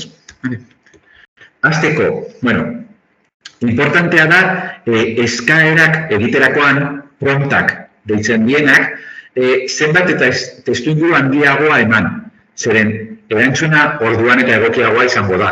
Hau da, hemen aurkezpenean daukazue hiru adibide, lehenengoa da galdera oso orokor bat, que es la IA generativa, ematen dit erantzun bat, baina gero, kontestu gehi ematen badiot, adibidez, behan dagoen adibidean, explícame qué es la IA generativa como si tuviese 10 años. Orduan, bere erantzuna egokitzen du. Claro, imagina que tienes un amigo imaginario muy inteligente que puede inventar cosas. La IA generativa es como un robot súper creativo, ¿vale? Edo, niretzako, eskatzen diot, niretzako laburtzea, ¿vale? Explícame qué es la IA generativa teniendo en cuenta que tengo conocimientos avanzados de informática. Eta orduan, jasartzen da, oinarrizko fundamento teknikoetan, modelos generativos eta holakoetan. ¿Vale? Orduan, testuingurua zehatzagoa bada, erantzuna egokiagoa izango da. ¿Vale? Orduan, ez duzu helbururik izan kriston txapa botatzea galderan bertan, azaltzeko alde zuen modu honenean zer nahi dezuen. Horrela, berak jakingo du hobeto nola erantzun. Horreia, erabilerak dozentziarako, irakaskuntzarako, adibidek, laburpenak sortzea, edo funtziosko ideak ateratzea, eta holakoak. Kasu honetan, pasa diot liburu bat PDF-en dagoena, eta eskatu diot 10 lerroko laburpen bat egiteko. Laburpena egin du, ez 10 lerroetan, batzuetan holakoak gertatzen dira. Ezin du, ez dakit zergatik, baina berak ezin du 10 lerroetan laburtu. Nahiz eta esan 10 lerroetan zen behar dela, ez du egiten. Moldatu beharko nuke erantzun hori 10 lerroak behar baditut bai ala bai. Orduan, adibidez, holako tresna bat, holako gauza bat erabil daiteke, nik daukat liburu bat 200 horrikoa, egia zu laburpen bat, edo liburu honetan egiten da ez dakit zer buruz, ze zatetan. Eta bera erantzuteko liburu osoa irakurri gabe. Eta gauzak, eta non agertuko da hitzau, eta non agertuko, holako galderak egitea laguntzen digu informazioa ateratzen liburetatik edo euskalo nondik. Gero, asko gustatzen zaidan beste eredu bat, da eskatzea testu bat, liburu bat edo guk nahi duguna klasifikazio batean sartzea. Eta klasifikazio horretan mugitzea, aldatzea edukia, berridatzi edukia, beste klasifika horretan beste mail batera igotzeko edo jeisteko. Adibidez, hemen hartu dut eskubian dagoena, zuen eskerrean dagoena, hartu dut klinikako artikulu baten abstrakta, eta eskatu diot, calcula el nivel de tecnicismo del siguiente texto en una escala de 0 a 100 y reescríbelo con un valor aproximado de 30. Eta eskubiko erantzuenan, kasu honetan Copilot erabilet, Copilotek esan dit, el texto original tiene un nivel de tecnicismo bastante alto, cercano a 80, en una escala de 0 a 100, ya uso tecnología da, eta hemen daukazu con un nivel de tecnicismo aproximadamente de 30. Eta simplifikatu du testua, suposatzen da, ideiak mantenduz, errazago ulertzeko. Hau egin daiteke, modu batean, al revés, daukar gauza oso simple bat, eta modu formalago batean idatzi nahi dut, edo idatzi behar dut. Ministeri txako eskutitz bat egin behar dut, eta daukar nire hitzekin, baina ez zait egokia iruditzen hola. Izan dugu, mira, jarri hau, handitu testu honen formaltasuna. Jartzazu hau, neurtu testu hau, formaltasun eskala batean, 0-tik 10-era, eta berridatzi 10-eko balio batekin. Adibidez, horrelako gauzak egin daitezke. Gero, beste aukera bat, materialak itzultzeko. Badakit beste tresnak daudela, DPL, itxuntzaien albena da, eta hori, baina aukera bat. Daukat, hor, kasuetan Copilotekin egin dut, eta hor, PDF-a irekidet Excel, leheno kontatu duan moduan, eta esan diot, traduce al inglés el contenido del documento, respetando su estructura y sin resumirlo. Bestela, igual egiten dit laburpen bat. Eta nik ez nahi nun laburpen bat, baizik eta gardenketan agertzen dian zatiak eta puntuak mantentzea. Eta horrela egin du, eta ingelesetik gaztelera edo aldrebez, primeran egiten du. Badaki bezetan nago dela, baina, euskararekin arazo gehiago ditu, noski, baina denbora horrezteko momenturen batean, eragarria izan daiteke. Beste ideia bat erabiltzeko, sortzeko beste tresna batean erabiliko ditugun edukiak. Adibidez, Egela, azken finean, Moodle tresna da, Egela da EH-un emandako izena, baina EH-ko tresna Moodle da. Orduan, eskatu dezakegu, Moodle-erako galderak prestatzea. Adibidez, kasu honetan, esan diot, tekste dokumentu bat prestatzeko GIF formatuan, zeren da Moodlek onartzen duen formatu bat, galderak importatzerakoan, eta, hemen daukazu esteka GIF formatuari buruz, noiz baita erabiltzen nahi badezue, eta horren, galdera izan daiteke, GIF formatuan, emai ezkiazu, 2 galdera de opción múltiple, 2 galdera de emparejamiento, 3 de verdadero o falso, holako gauzak, Caso honetan, sobre la Revolución Francesa para una asignatura de un grado universitario en historia. Errazegiak ez izateko. Eta sortu du fitxategia, hemen dago, kasu honetan, ni jaitsiko nuke, berrikusi, analizatu egin dituen galderak ondo egin dauden edo ez eta hola, eta horrela, gero, fitxategia importatu zuzenean egelan. Nik hemen, 10 galdera prestatu ditut, baina prestatu ditzazke berreun. Modu erraz batean, gero, noski, berekusi behar dira eta konprobatu zuzenak dira, baina, entrenamendurako, gure ikasleak entrenatzeko edo gure irakaskuntze hori buruzko galderak modu erraz batean sortzeko, erabilgarria izan daiteke. Kasu hori da adibide bat, eta hemen daukagu beste adibide bat, kasu honetan PDF-a pasatu diot, eta eskatu diot PDF horri buruz galderak egiteko, eta ez bakarrik galderak, baizik eta zuzenak ez dien erantzunetan azaltzea zergatik ez dira zuzenak. Horrela hau, gero Moodleen jartzen badet, ikasleek erantzuko dute, eta beraien erantzuna zuzenez bada, jasoko dute azalpena de zergatik ez da zuzena. Ikasteko, kasu horretan zergatik egin duten gaizki galdera bakoitzea. Beste eredu bat, askotan, zerbait prestatu behar dugunean, egiten ditugu eskemak, bai kuaderno batean, bai arbel batean, egin dezakegu argazki bat atera egindako eskemari, eta eskatu ahalmen artifizialari hori osatzeko, edo bakarrik pasatzeko dokumentu batera, baina baita ere osatzeko.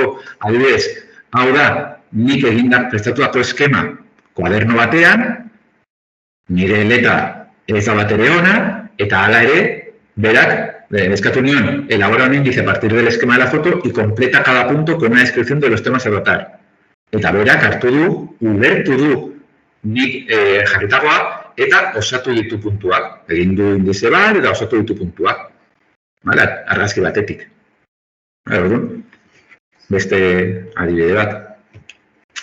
Gero, ebaluazioko tresnak sortzeko. Adibidez, nik hemen pasa diot, taldelan bat egiteko deskribatzen duen PDF-a, eta eskatu diot lan horretarako ebaluazio errubrika bat sortzea. Esan diot, 4 mail desberdin, bikain, oso ongi, gaindituta eta suspenso jarri behar dituela, eta nota 0-tik 10 joan behar dela. Eta, beste gauza batzuk kontutan hartu behar dula, nola atazazan aplikazio bat sortzea, hartu behar dutela, funtzionalitatea eta erabilgarritasuna. Dimentsioen artean jarri ditu, zehaztu ditu zenbat balio duen dimentsio bakoitzak, gero maila bakoitzeko eman du deskribapen bat. Zuzenean erabiliko nuke? Ez, baina lan aurrezteko eta gero bakarrik da ikusteko eta egokitzeko gustatzen zaizkidan gauzak, bai. Gero, beste erabilera batzuk, adibidez, horri zuriaren sindromea gainditzeko, ariketak sortzeko adibidez. Ariketa bat pentsatu beharret eta zer bururatzen.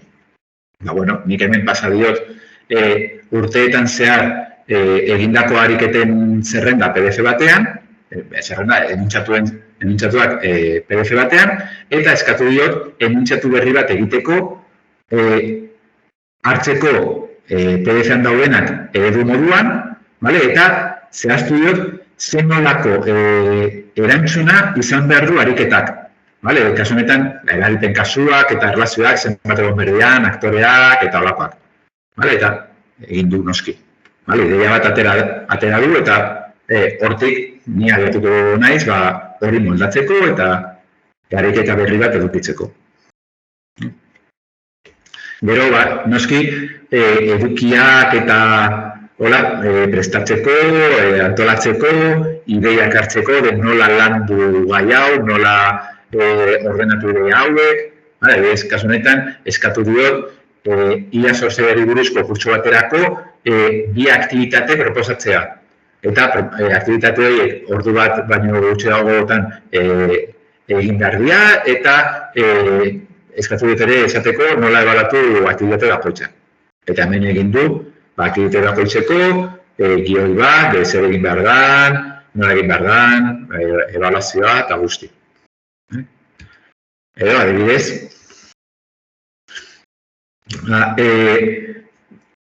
sortu indize bat, itxalde baterako ofimatika tresnei buruz, hirugarren adineko jendearentzat. Noski oso simplea izan behar da, zein ez daukate ezagutza teknikorik, orduan oso simplea izan behar da, eta berak pensatzen du bat. Sarrera, 5 minutu, zer dira ofimatikako tresnak, 5 minutu, softwareko erabilera basikoa, 15 minutu. Nola edeki programa, nola sortu eta gorde dokumentu bat. Berak sortu du. Eta edozein komunikazioetarako, hau da, adibidez, ni ingelesez moldatzen naz, baina askotan zerbait oso formala idatzi behar dudanean, zalantza asko ditut, hau nola esango nuke modu formalago batean, adibidez, hemen da, adibidez, idatzi ingelesez email bat, Dr. Smithi, kolaborazioa eskatzeko Europa mailako ikerkuntzako proiektu batean. Nanokomputazioari buruzkoa. Eta berak sortzen dit emaila. Gero, moldatu behar da, noski, baina, dauka oinarri bat. Beste erabilera bat, baina hemen kontu handiarekin ibili behar da, zen, ChatGPTen adibidez dago aukera Excel fitxategiak igotzeko. Baina kontuz, ze datuak daude Excel fitxategi horretan. Ezin dugu hau egin ikasleen datuak duen fitxategi batekin. Kasu honetan nik pasadiot estadísticas e incidencias deitzen dan fitxategi bat, eta hor, nik daukat apuntatuta urtero eta hilabetero zenbat inzidentzia jaso dian e-campusen. Hori bakarrik dago, Dago kolumnak dia urteak, lerroak dia hilabeteak, eta orduan, urte bakoitzeko, hilabete bakoitzeko, jartzen dut zenbakia, zenbat inzidentzia jaso dian. Eta hori, adibidez, eman diot fitxategia, eta zen diot, komparatiba grafiko bat egiteko, con las nuevas incidencias atendidas a lo largo de los años en el mes de abril. Fitxategiaren edukia dago euskeraz. Euskeraz, ez dago gauza handirik, baina hilabeteak euskeraz daude idatzita. Eta berak esaten dit, bigarren dokumentuaren bigarren horria daudela datuak, organizados por meses y por años, eta hortik ateratzen dituela datuak. Que va a filtrar los correspondientes al mes de abril, eta esaten du, probablemente apirila en la hoja. Claro, porque en la hoja está en euskera. Eta prestatzen dit grafikoa. Aquí tienes la comparativa del gráfico, del número de incidencias, bla, bla, bla, bla. Hau da aukera bat. Gero, horri buruz, eskatu diot, hace un resumen en un máximo de 200 palabras explicando la evolución de los datos. Eta sortu dit hemen analisi bat, datuen analisi bat. Eta, hemen, azpimarratuta daukagana. Berak esaten du, eta horrela da, grafiko ikusten badizue, 2020an eta 2020an, 2020ko apirilean, hau da kurtsoa, 2020ko apirilean, se presenta un aumento notable, alcanzando los de edad, posiblemente influenciado por la adaptación a nuevos desafíos como la pandemia del COVID. Inork ez dio esan zer dan fitxategian dagoena, bakarrik esan dudan dela incidencias. Eta berak, ulertu du, incidencias, apirilean 2020an, COVID. Eta hortik, atera du, eta txostena egin du, eta hori jarri du. Eta gero, beste modu bat erabiltzeko, izan daiteke, grafika bat pasatzea, eta grafika horretan agertzen den informazioa, interpretatzea eskatzea. Mira, paseo, La Riojako langabezien datuen irudi bat, eta, berak esaten du, la grafika muestra la evolución del número de parados desempleados en La Rioja, hori hartzen du, hemen irudian bertan dauden izenburuak eta olakoetek, ez du asmatzen. Eta gero, zer dago eje bakoitzean, eta egiten dugu txosten bat, la tendencia general, picos y valles, periodo reciente, eta olakoak. Eta gero, beste aukera batzuk, adibidez, demagun Excel fitxategi batean ditugula gure ikasleen notak jasota. Eta, segun eta ze nota ateratzen duten gauza bakoitzean, kalkulatu nahi dugula azkenengo nota. Badago jendea Excelekin ez dala moldatzen formula bat sortzeko, aukera bat da Excel fitxategi osoa pasatzea ChatGPTri galdetzeko, baina kontu zor datuak badaude, horiek kendu beharko diateke, edo beste da azaltzea zer nahi dugun. Hemen kasu honetan nik azaldu diot Gemini eta Copilot, erabilitut biak, eta azaldu dut, daukat Excel fitxategi batean, 5 zutabekin, lehenengo zutabean da partzial bat, bigarren partzial B, hirugarren partzial hiru, laugarren zutabean dala praktikaren nota, eta bigarren zatia nota praktikarena. Eta gero, nota kalkulatzeko baldintzak azaldu dizkiot. Es obligatorio sacar al menos un 3 en todos los exámenes parciales, si no la nota final será 0. o si se tienen un resultado de todos los exámenes parciales, la nota final se calcula siendo un 60% la nota aritmética de los exámenes y un 50% la nota aritmética de las notas prácticas. Bueno. Eta, hola azalduta, eman dit hemen, erabili behar dan formula. Hartu behar dudan formula eta Excelen kopiatu behar dudana. Vale, bai, batak ezabesteak formula pixka bat erredunik da, baina biek funtzionatzen dute. Edota, igual ez dugu Excel fitxategian egin nahi, igual adibidez Moodleen egin nahi dugu. Orduan, eskatuko diogu azaltzea ea Moodleen nola egin behar da. Vale, nire eskaeraren lehenengo zatia berdina da, baina azkena aldatzen dut. Quiero que me expliques cómo configurar el calificador de Moodle para soportar este funcionamiento. Eta lehenak egiten dugu eskuliburu bat de nola egin behar dan Moodleen. Zoaz, Moodleko kurtsora, kalifikazioa talera, kategoriak eta elementos, gestionar categorías y elementos, sortu bi kategoria desberdin, bat azterketentzako tal. Eta hori, pausos jarraituz, sortzen da. Bai, Urtsak, zerbait izan nahi duzu? Ez errezak. Vale, es que hay dos cosas. Vale. Eta beste bide bat da datu sintetikoak sortzea. Vale, hainbat arlotan ariketak egiteko eta hola asmatu behar ditugu datuak. Vale, analiziak egiteko edo datu baseak betetzeko eta auskalo. Hori, aukera bat da holako tresna bat erabiltzea. Vale, kasu honetan nik eskatu du helbide ezberdin sortzea, jartzeko kalea, zenbakia, pisua, letra, kode postala, herria eta provintzia. Baina, ezarri diot baldintza moduan, kode postala, herria eta provintzia datu errealak izan behar duela. Vale, eta horrela ez dit sortzen herria Sevilla eta provintzia Gipuzkoa, adibidez. Vale, berak egin ditu, sortu ditu egun eta kode postala, herria eta provintzia benetazkoak dira. Behar ditugun baldintzak jarri ditzazkegu. Horiek izango diateke gure irakaskuntzan edo gure lanerako erabiltzeko ideia batzuk. Gero, pentsatu behar dugu ere ikasleekin nola erabili. Gure, orokorrean, beldur nagusiena da ebaluatzeko orduan. Hor, Urtsak komentatu duen moduan, pentsatu behar dugu, benetan nola ebaluatzen dugu eta zer ebaluatu nahi dugu. Eta tresna hauek nola hor daude eta ezin ditugu kendu, gure ikaslek erabiliko dute. Hor, egin behar duguna da, pentsatzea ea nola integratu tresna horiek gure atazetan.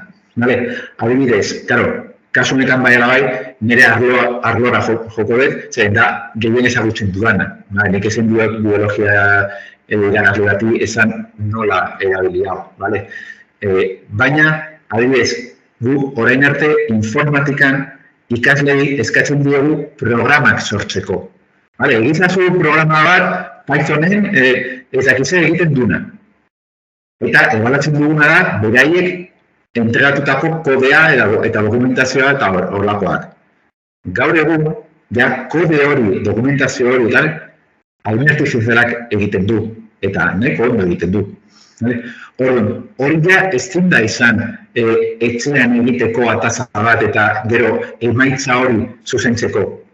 Ezin da horrela izan. Orduan, nik proposatzen duana da, adibidez, ez jartzea helburu bezala kodea entregatzea, baizik eta Copilot erabiltzea kode hori sortzeko. Eta eskatuko diet ikaslei Copiloten egindako, Copilot edo zein tresna, Copilot jarri eta dira moduan. Copiloten egindako eskaera guztiak dokumentatzeko. Copilotek emandako erantzun guztiak dokumentatzeko. Copilotek ematen duen erantzun bakoitzak ebaluatzeko. Hau da, Copilotek hau esan dizu.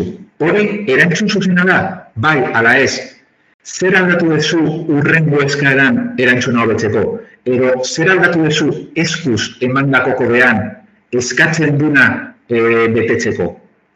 Zeren horrela, baloratzeko Copilotek egiten duena jakin behar dute programatzen. Lehen esan dut, ni ezin duela biologia irakasle bati esan nola erabili. Nik ezin dut Copilotek biologiari buruzko erantzun bat ebaluatu. Copilotek emandako erantzun hori, nik ezin dut ebaluatu, ez dakit ona izango dan ala ez. Ebaluatzeko erantzun hori jakin behar da. Eta hori da, nik nire ikasleetan, nire ikasleek lortu nahi duten, nire ikasleek kompetentzialik lortzea, jakitea programatzen, baina munduan dauden ternak erabiliz. Ez du, nire arloan, ez du niongo zentzurik, adibidez, gaur egun enpresetan, esatea lago, ez, enpresa honetan zaude eta hau programatu behar duzu, baina ez erabili laguntzen duen niongo tresnarik. Hori da gertatuko, gure ikasleak prestatu behar dugu munduan erabiltzen dian tresnentzako eta teknologientzako. Orduan, nire arloan, hau proposamen bat izan daiteke, erabili Copilot, hasieratik, atazara erabiltzea, ez da atzetik egiten duzu zerbait erabiltzen oso enteran, ez, erabili, baina dokumentatu egindako guztia tresnarekin. Zeren, Copilotek emandako erantzuna ebaluatu ahal izateko jakin behar dezu programatzen. Olako gauzak saiatu behar gara gure atazetan sartzen. Eta egokitzen gure atazak erabiltzen dituzten tresnak eta badakigu erabiltzen dituztela, ea nola lagundu dezaketen gure irakaskuntza prozesuan. Ez jun tresnin horren kontra, zeren batalla hori galduta dago, hasieratik. Eta ja bukatzeko, zeren pizka luzatu behar eta galderak egiteko denbora bat eutzen nahi dugu, ez bakarrik guk erabiltzeko gure irakaskuntzan, baizik eta ikasleek ere erabiltzeko beraien ikasketa prozesuetan. Horren, hemen bai, kontu handia izan behar da, egutu behar dugu, zen ikasle batzuk ez dakite, ez daukate kompetentzia digital hori non kapaz dira ulertzeko Copilotek, ChatGPTek eta laguak emandako erantzunak ebaluatu behar direla. Ezin dugula sinistu berak esaten duelako. Batzutan erantzuna oso ondo egongo da, beste batzutan egongo da, eta beste batzutan oso gaizki egongo da. Guztiz asmatuta izan egongo da. Orduan, kapazitate hori ebaluatzeko erantzuna gure ikasle gehienek ez daukate. Eta noski, segun eta zertarako erabiltzen duten adibidez artifizialeko tresnak ez dute edukiko. Zen, adibidez, hemen, beraiek ikasleek erabili dezakete horako tresnak, adibidez, zalantzak argitzeko. Eta ondo dago, baina jakin behar dute ze punturaino. Hau da, hemen daukat adibide bat, nire fitxategiari buruz, nire apunteak dagoen fitxategi buruz, galdera tontakeria galgaituen, ea UML unos magníficos lazos, ea unos magníficos lazos esan nahi dut ala ez. Eta noski berak egiten dut, UML ez da unos magníficos lazos, da Unified Modeling Language, eta horretako erabiltzen da, eta zekizer. Claro, kasu honetan, nire dokumentuan bilatu du. Eta ni eskatu dezaket, non agertzen da hori fitxategian. Eta esango dit, bosgarren horrian agertzen da. Konprobatuko dut, bosgarren horrian hau esaten da. Hau zuzena da. Fidatu naiteke zeren bosgarren horrian jartzen du hori. Ez nintan konturatzen, ez nintzen gogoratzen, baina hemen jartzen du. Zalantzak erbitzeko erabilgarria da, baina kontu handiarekin ibili behar da. Eta ikaslei esan behar dugu, olakoak erabiltzen dute, kontuz ibiltzeko. Zer, igual esaten dio, UML, unos magníficos lazos. Es unos magníficos lazos, da un magnífico, ez dakit zer, vale, kapaz da, egunero ati bat hartu behar dugula esaten du, bueno, kapaz da edo zer gauza erantzuteko, vale?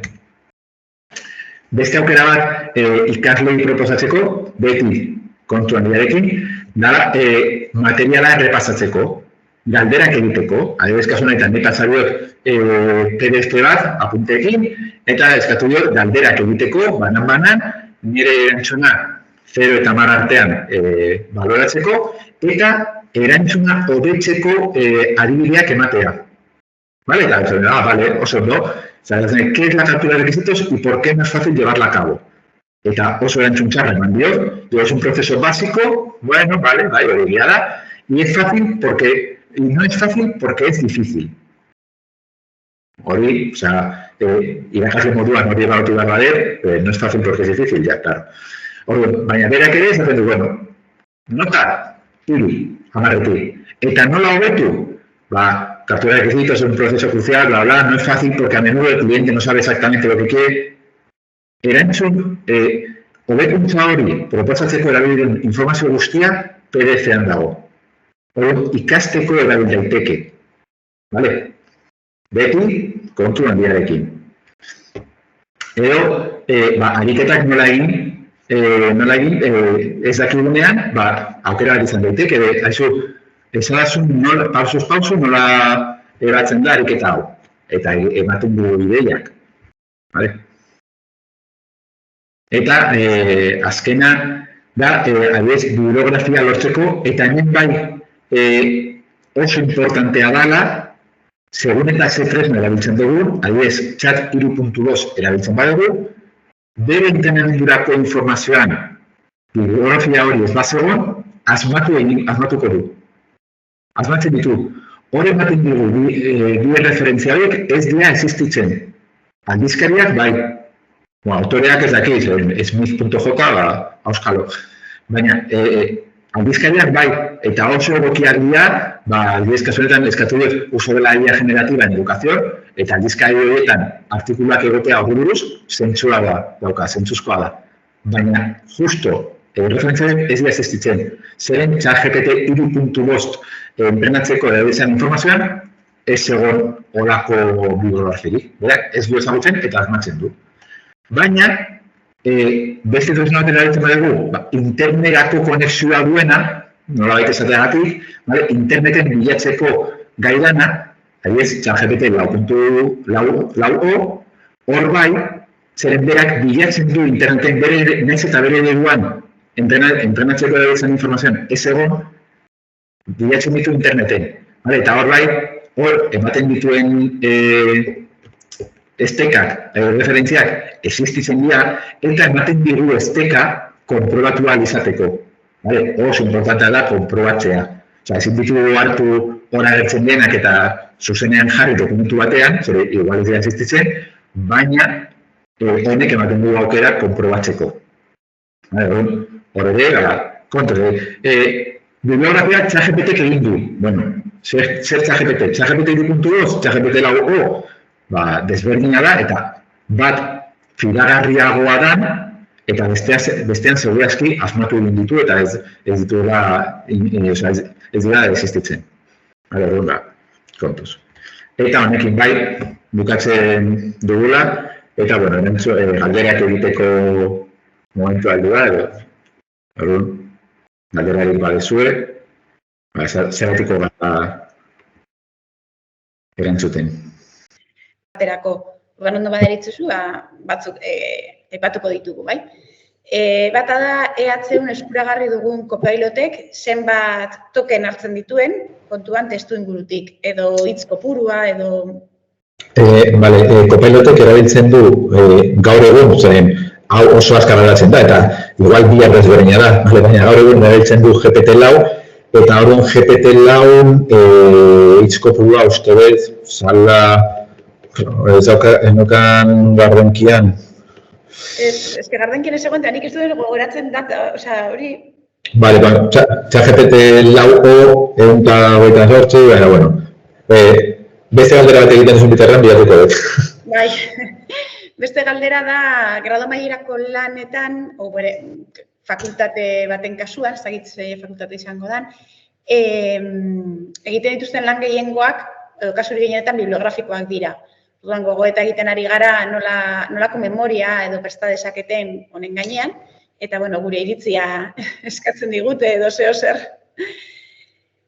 Ni ez naiz ausartzen, zeren, nik ez dut ezagutzen arlo hori, ez dakit zenolako grado mailak egiten dian, eta ez dakit nola aldatu daitezken grado mailako lan horiek beste modu batera egiteko. Nik horretan,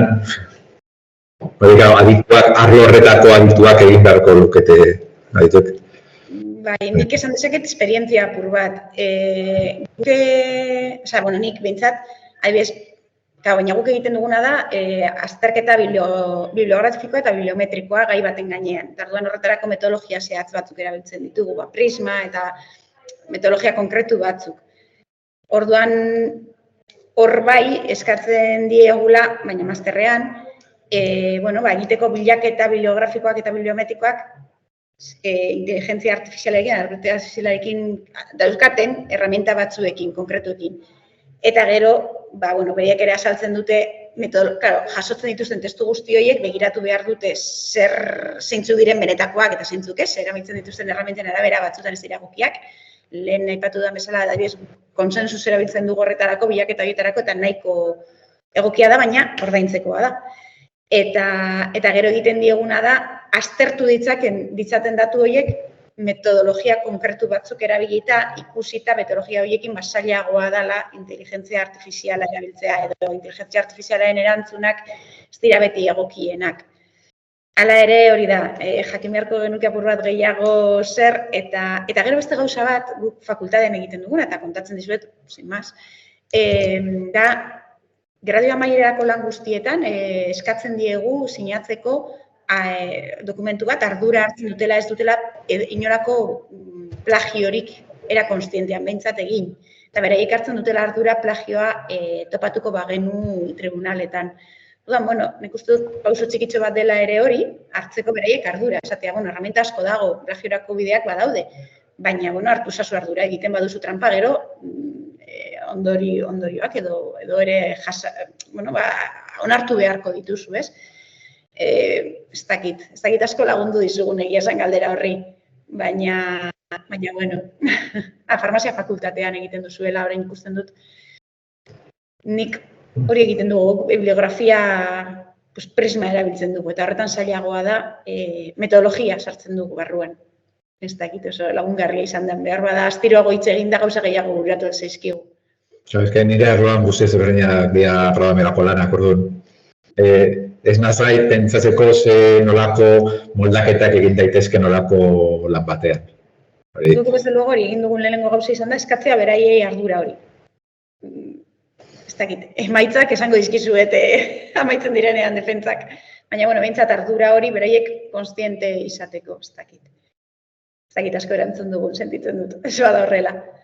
Galdetzen dute ere bai, gaurkoa grabatuta geratuko den, bai, gaurko materiala grabatuta geratuko da eta bidaliko zaizu, ez dakigu exactamente noiz, baina bidaliko da emailez, eukin dezazuen eskuragarri, bai bideoa, grabatuta dagoena, eta baita ere erabili ditugun filmina hauek edo. Orduan, bai, bidaliko zaizu emailez. Noiz, denbora batek behar bada. Hor, dago beste bat, Copilot aplikazioa lortzeko zer egin behar da. Copilot erabiltzeko daukagun lizentzia da EH-ko kontuarekin Microsoften badaukazue, badakizue dagoela aukera kontua eta korreoa eta Teams erabiltzeko eta hori Microsoftekin, edo kanpoan egoteko, orduan. Zuen kontua Microsoftekoa bada, nola da esateko, orduan ja Copilot erabiltzeko aukera dezue. Baina erabiltzen da navigazioaren bidez. Edo copilot.microsoft.com elbidean, hori da bat, erabiltzeko modu bat, edo nabigatzaile batean Bing bilatzailea erabiltzen badezue, bilatzaile desberdina daude, Google da gehien erabiltzen dana, noski, baina Bing ere badago, bing.com jartzen badezue, eta hor, Bing bilatzailean ere daukazue aukera Copilot erabiltzeko eta zuen kontuarekin saioa hasteko informazioa babestuta egoteko. Baina ez dezue inori ezer eskatu behar, Officeko kontua badezue. Eta ez badezue, hori bai, kaun eskatu behar dezue pasatzea zuen kontua Microsoftera. Hor ikusten dut erantzun duzula bai 128 token erabiltzen dituela eta bai, da guztien norbait leheno jarri du, bai, mi esker. Bai, bueno. Eta gero, ez dik berri hori jartzen du rektoretzan galdetu duzuela hori aurreko galdera hori eta guri galdetzeko. Behar bada hitz egin dezakegu zuzenean eta errezagoa izango da horrela ia bururatzen zaigun zer gehiago. Horrela orokorrean, nire gauza horiek bururatzen zaizkit eta gero ez dakit hori ze, hemen, gero plagio gisa ulertuko genuke hori, zein plagio gisa ez dugu ulertzen. Osea, nik ulertzen dut plagio gisa, ez baduzu azaltzen nondik egin duzun eta nondik atera dituzun gauzak, ze referentzia erabili dituzun eta kasu honetan erabili esan daiteke ere inteligentzia artifizialetatik ateratako informazioak direla. Hori bai, informazioa begiratu zazu egokia den, ze, klaro, hor gerta litekeena da, ez dakit oso ondo zera mota egin daiteke, baina gerta litekeena eta nik ikusi dudana da, lehen aipatu dugun bezala, batzuetan eskatzen duzunean bibliografia, erantzuteko programatua dago hori, batez ere ChatGPT 3.5 eta horiek.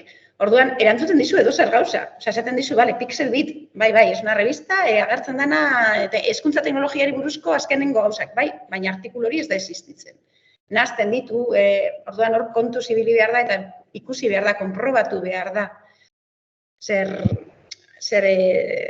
aurkezten den. Eta gero, nik zuen kasuan oso zera bada eskatuko nuke ez. Nondik jaso dituzue referentziak? Erabili dituzuen herramientak, zelan erabili dituzue, ze galdera mota egiten dituzue, edo ze badago beste kompetentzia bat orain asko ibiltzen ari denak komentatzen eta dela prontak eratzeko edo eraikitzeko kompetentzia bera. Prontak dira egiten diren galderak. Ze, claro, galdera kontu egitea oso importantea da erantzun egokia jaso ahal izateko. Eta batzutan, gaiari buruz gutxi badakizu edo ez bazara oso aditua, galderak ez dira egokiak eta erantzunak ere ez. Askotan esaten da inteligentzia artifizialaren gainean, eta hori nik uste dut itineraitik erreiteratu zuen artikulan agertzen da, inok ez genuen matematikaren oinarria ahaztu edo ikasten utzi, edo gehiketak eta kenketak ikasten utzi, kalkulagailua agertu zenean. Kasu honetan berdina ez, gauza asko ezingo ditugu utzi ikasi gabe, galderen gainean, redakzioaren gainean, gauza askoren gainean, eta edukian, graduako edukien gainean, inteligentzia artifiziala dagoelako. Ez bagara gai gauza batzuk egiteko, ez dugu herramienta ondo erabiliko. Hala ere, nahi duzuna hitz egin genezake. Gero galdetzen dute ere, zeban token bat. Bai, Ibon, token da, olako tresnetan, erabili ditzazkegun, galderak egiteko erabili ditzazkegun informazio kopurua neurtzeko neurri, hau da, tokenetan neurtzen da. Ikusiko duzu, olako tresnei buruz hitz egiterakoan, ikusiko duzu batzuetan, ChatGPT 4o dauka 128.000 tokeneko lehioa, eta besteak dauka 96.000koa. Hori da, batean, informazio gehiago sartu dezakezula zure galdera egiteko momentuan. Hori da tokena da, normalean egiten dena da, transformazioa hainbat token edakizen bat hitz. Horrela, 1000 token gutxi gora bera, dia 750 hitz, gutxi gora bera. Eta, Luisa, galdetzen dezue zergatik dagoen desberdintasuna, ChatGPT 4o eta Copilotek emandako erantzunen artean. Hori da, ChatGPT 3.5, 4o eta holakoak, azken finean, eredu desberdinak dira, informazio desberdinarekin izan dira entrenatuta, eta modu desberdinean. Eta gero, noski, erabiltzen diren teknikak denborarekin hobetzen dira. Orduan, gero eta hobeto erantzungo dute eredu hauek. Orduan, adibidez, ChatGPT 4o da OpenAIk ateratako azkena, orduan, suposatzen da, dala onena, eta Copilotek erabiltzen du ChatGPT 4, dala aurrekoa. Orduan,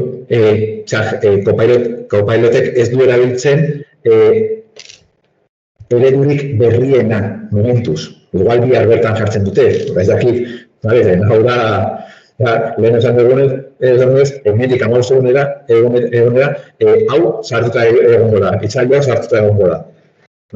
Orduan, denboraz egongo da gauzak aldatzen eta suposatzen da hobetzen. Baina gero, naiz eta atzetik eredu berdina erabili, GPT-4 edo GPT-4o hobetzen, gero, tresna bakoitzak, eredu bakoitzak, ChatGPT ereduak, elkarrizketak izateko prestatutako eredua eta tresna desberdina da ChatGPT eta Copilot. Horregatik ere, erantzun desberdinak ematen dute. Demagun, beste modu batera azaltzeko. Demagun, urtsa eta biok, galdera bat erantzuteko, entziklopedia berdina erabiltzen dugula. Erantzuna desberdin izango da, zer du pertsona desberdin gara eta bakoitzak erantzun dugun modu desberdin baten. Naiz eta erantzun hori sortzeko informazio berdin erabili. Hau da, holako tresnetan gertatzen da ere. Naiz eta atzetik GPT-4 erabiltzea edo GPT-4o biak erabiltzea, gero bakoitzak modu desberdin batean dago finduta eta entrenatuta erantzunak emateko.